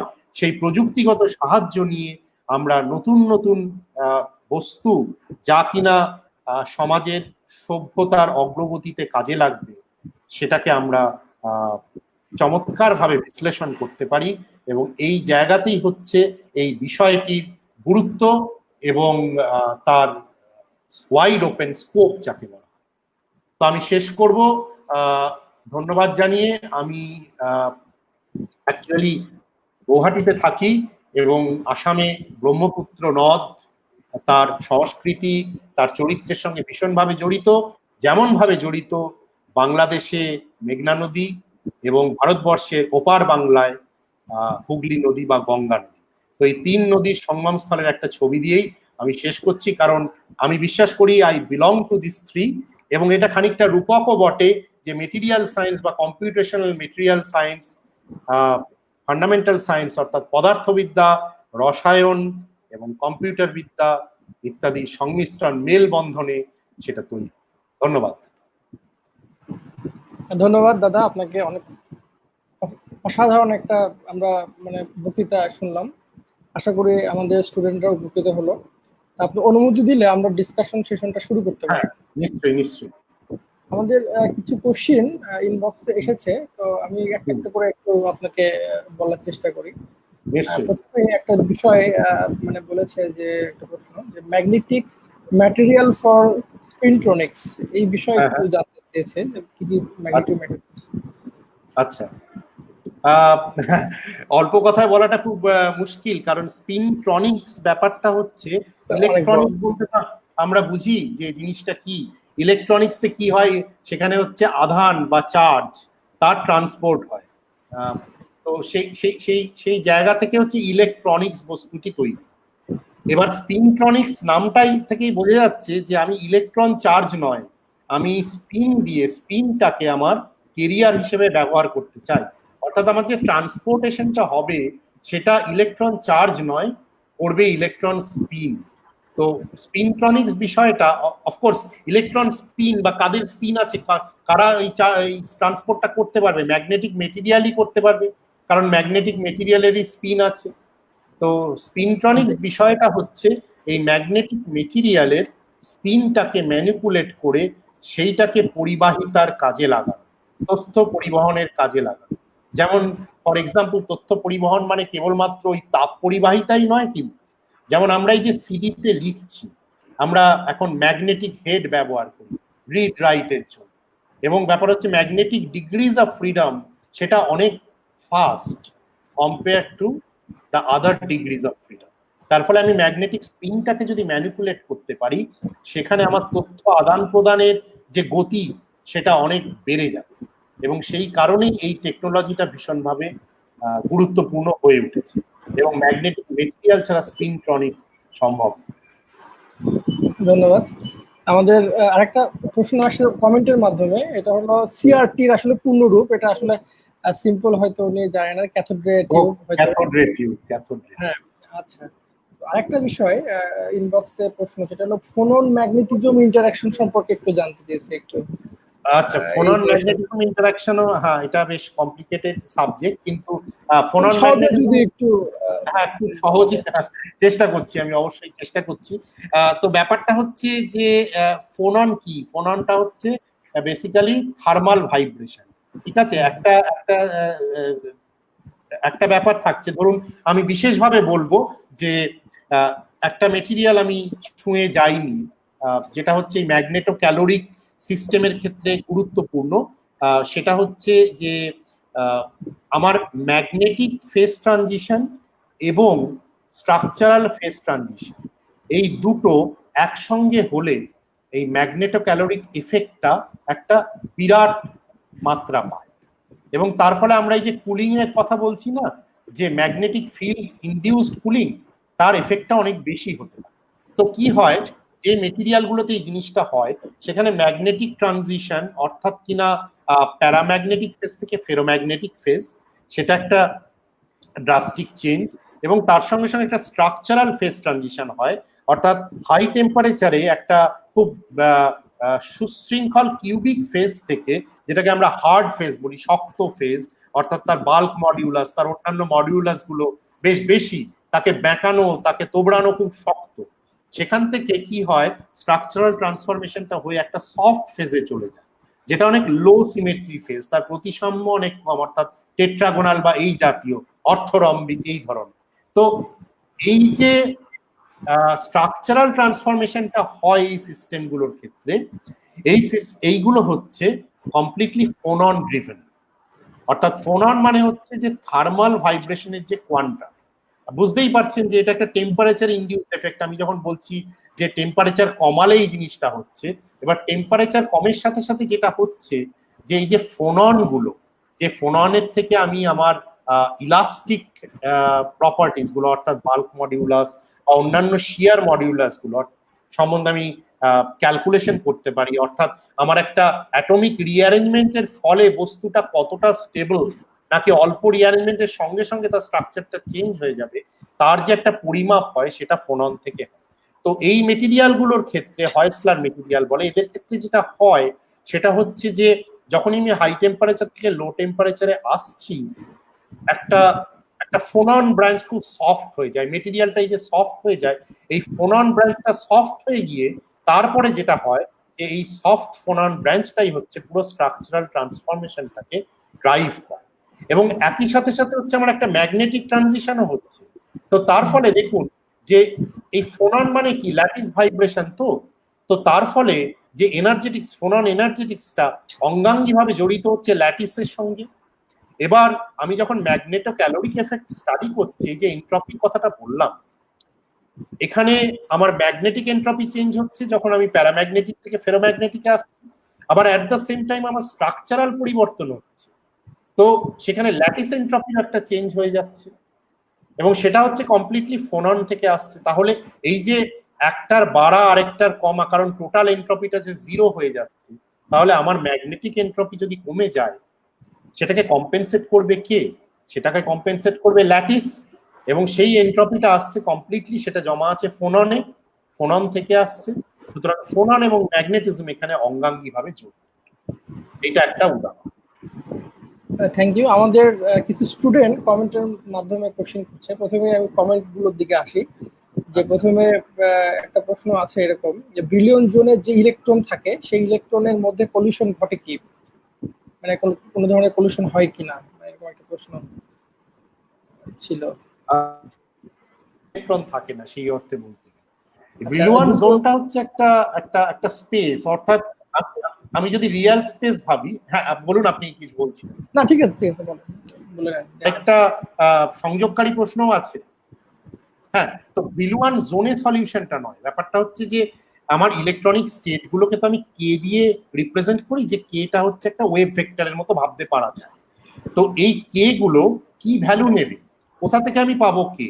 আমি তো যদি ল্যাটিসটাকে, ক্রিস্টালটাকে দেখি, তারা তো আমার রিয়েল স্পেসে রয়েছে। আমি বলতে পারি আচ্ছা এই ইলেকট্রনটা আমার সাপেক্ষে, আমার অরিজিনের সাপেক্ষে 1 ন্যানোমিটার দূরে রয়েছে, ওই ইলেকট্রনটা 0.6 ন্যানোমিটার দূরে রয়েছে, সেগুলো সবই লেংথের স্কেল। তো এবার ব্যাপারটা হচ্ছে সেগুলো দিয়ে তো আমার ইলেকট্রনিক স্টেটটাকে বোঝানো যাবে না। স্টেটটা তো আপনারা কোয়ান্টাম মেকানিক্সে খানিকটা অ্যাবস্ট্রাক্ট ফর্মে আর। ওকে, আমি যদি ফ্রি পার্টিকেল সলিউশন করি তাহলে আমার একটা কোয়ান্টাম নাম্বার আছে এবং আমার একটা কে আছে, ওই যে কেটা কি, ওটা অ্যাকচুয়ালি ওয়েভ ভেক্টর, ওকে, বা মোমেন্টাম যেটাকে বলা যেতে পারে। তো এক্ষেত্রেও ব্যাপার হচ্ছে যে ইলেকট্রনের সলিউশন যে আমি করছি, এক একটা যে কে ভ্যালু, এক একটা কে পয়েন্টে, এক একটা কে ভ্যালুতে আমি সাইটাকে ক্যালকুলেট করছি, এই কে ভ্যালুটা কি, কোন কে ভ্যালু, তাকে আমি কিভাবে মেজার করব। এই কে ভ্যালুগুলো হচ্ছে আমার ব্রিলওয়ান জোনের মধ্যে বিভিন্ন পয়েন্ট। আর এর ঠিক বিপরীত, আমি যদি আর রিয়েল স্পেসকে একটা ফুরিয়ার ট্রান্সফর্ম করি, যে স্পেসটা পাবো সেটাই হচ্ছে আমার রেসিপ্রোকাল স্পেস, এবং ব্রিলওয়ান জোন হচ্ছে সবচেয়ে স্মলেস্ট ভলিউমওয়ালা ব্রিলওয়ান রেসিপ্রোকাল স্পেস, সেইটাকে বলা হয় ব্রিলওয়ান জোন। অর্থাৎ ব্রিলওয়ান জোনটা হচ্ছে যে তার মধ্যে আমি যে সলিউশন গুলো পাচ্ছি সেটা হচ্ছে বাকি পুরো রেসিপ্রোকাল স্পেসের সলিউশন গুলো সেখান থেকেই উঠে আসছে। অর্থাৎ সিস্টেমের যে সিমেট্রিটা আছে সেটা ওই ব্রিলওয়ান জোনের মধ্যে লুকিয়ে আছে। ধন্যবাদ। আরেকটা প্রশ্ন ছিল স্পিন রিলেটেড, যে স্পিন গুলো কি পার্টিকেলের অস্তিত্বগতভাবেই থাকে না কোনো কার্যকলাপের মাধ্যমে তৈরি হয়? না না, এটা হচ্ছে যেরকম ভাবে ভর এবং আধান সেগুলো হচ্ছে বস্তুর অন্তর্নিহিত বৈশিষ্ট্য, বস্তু ওটা নিয়েই জন্মেছে, স্পিনটা হচ্ছে সেই রকম। এটা কোন রকম ভাবে কোনো কার্যকলাপের মাধ্যমে ইনডিউস করা যায় না, এটাও একটা ফান্ডামেন্টাল প্রপার্টি। আচ্ছা, আর একটা বিষয় ছাত্র জানতে চাচ্ছে যে আসলে মানে মাস্টার্স করার আইআইটি গুয়াহাটিতে কেউ যদি মাস্টার্স করতে চায় বাংলাদেশ থেকে, তো সেক্ষেত্রে মানে কি ধরনের সুযোগ সুবিধা আছে বা কি করতে হবে? মাস্টার্স করতে গেলে এই মুহূর্তে বিদেশি ছাত্রদের জন্য আলাদা করে আমাদের মাস্টার্সের কোনো প্ল্যান নেই। তবে যেটা করা যায়, ভারতে একটা ওই পরীক্ষা হয় জ্যাম বলে, জয়েন্ট অ্যাডমিশন ইন এমএসসি, যেগুলো আইআইটি গুলোতে জয়েন্ট অ্যাডমিশনের জন্য হয় আর কি। তো আমি খুব শিওর নই, হয়তো হতে পারে যে বিদেশি ছাত্রদের জন্য সেই সুযোগ সুবিধাটা আছে, এটা আমাকে খোঁজ নিতে হবে। কিন্তু যেটা আমি জানি সেটা হচ্ছে যে তারপরের লেভেলে অর্থাৎ পিএইচডি করতে গেলে ডেফিনেটলি সম্ভাবনা রয়েছে আইআইটি গুয়াহাটিতে করার। তো আমি একটা স্লাইডও দেখাবো, সেটা আমি ভেবেই ছিলাম। সেটা হচ্ছে যে এইটা হচ্ছে আমাদের ফিজিক্স ডিপার্টমেন্টের মেন ওয়েবসাইট, এখানেও আপনারা তথ্য পাবেন রিসার্চ গ্রুপগুলো সম্বন্ধে এবং পিএইচডি প্রোগ্রাম সম্বন্ধে। আর বিদেশি ছাত্রদের জন্য আমাদের যেটা alumni affairs and external relation, আর এই যে ওয়েব পেজটা, এই ওয়েব পেজটায় যদি আপনারা যান, সেখানে দেখবেন যে ফরেন স্টুডেন্টদের জন্য যারা পিএইচডি করতে এবং এমটেক করতে, অ্যাকচুয়ালি এমটেক এবং পিএইচডি দুটোর জন্য রয়েছে, আমাদের এমএসসির জন্য সত্যি কথা বলতে কি এখনো সেরকম কোনো সম্ভাবনা তৈরি হয়নি, তবে হয়তো ভবিষ্যতে হবে। তো ফরেন স্টুডেন্টদের জন্য এই পেজটা আমি অনুরোধ করব দেখতে, যারা পিএইচডি করতে চান। বিভিন্ন ইনফরমেশনের জন্য সরাসরি আপনারা ডিন অফ অ্যালামনি অ্যাফেয়ার্স এবং এক্সটার্নাল রিলেশনকে যোগাযোগ করতে পারেন।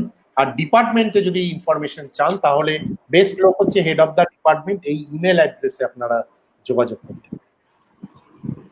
ধন্যবাদ দাদা। আরেকটা প্রশ্ন শেষে আমরা পেয়েছি, সেটা হলো রিসার্চ রিলেটেড, যে কেউ যদি মানে আপনার সাথে বা আইআইটি কোনো প্রফেসরের সাথে কোলাবোরেশন রিসার্চ করতে চায়, এরকম সুযোগ আছে কিনা ছাত্রদের বা ফ্যাকাল্টিদের? আচ্ছা, অবশ্যই, হ্যাঁ নিশ্চয়ই সুযোগ আছে, সুযোগ অবশ্যই আছে। দেখুন, কোলাবোরেশন তো যে কোনো মুহূর্তেই করা যায়, কিন্তু সেটা ফর্মালাইজ করার জন্য যেটা দরকার, সেটা আবার বলছি যে আমাদের এই AAER বা অ্যালামনি অ্যাফেয়ার্স এবং এক্সটার্নাল রিলেশনের মাধ্যমে যোগাযোগ করা যেতে পারে, এবং ফর্মালি সরকারিভাবে একটা MOU তৈরি করা যেতে পারে, যেটার মাধ্যমে ছাত্ররা আসা যাওয়া, ফ্যাকাল্টিরা আসা যাওয়া এবং একটা কোহেরেন্ট রিসার্চ প্রপোজাল তৈরি করা যেতেই পারে।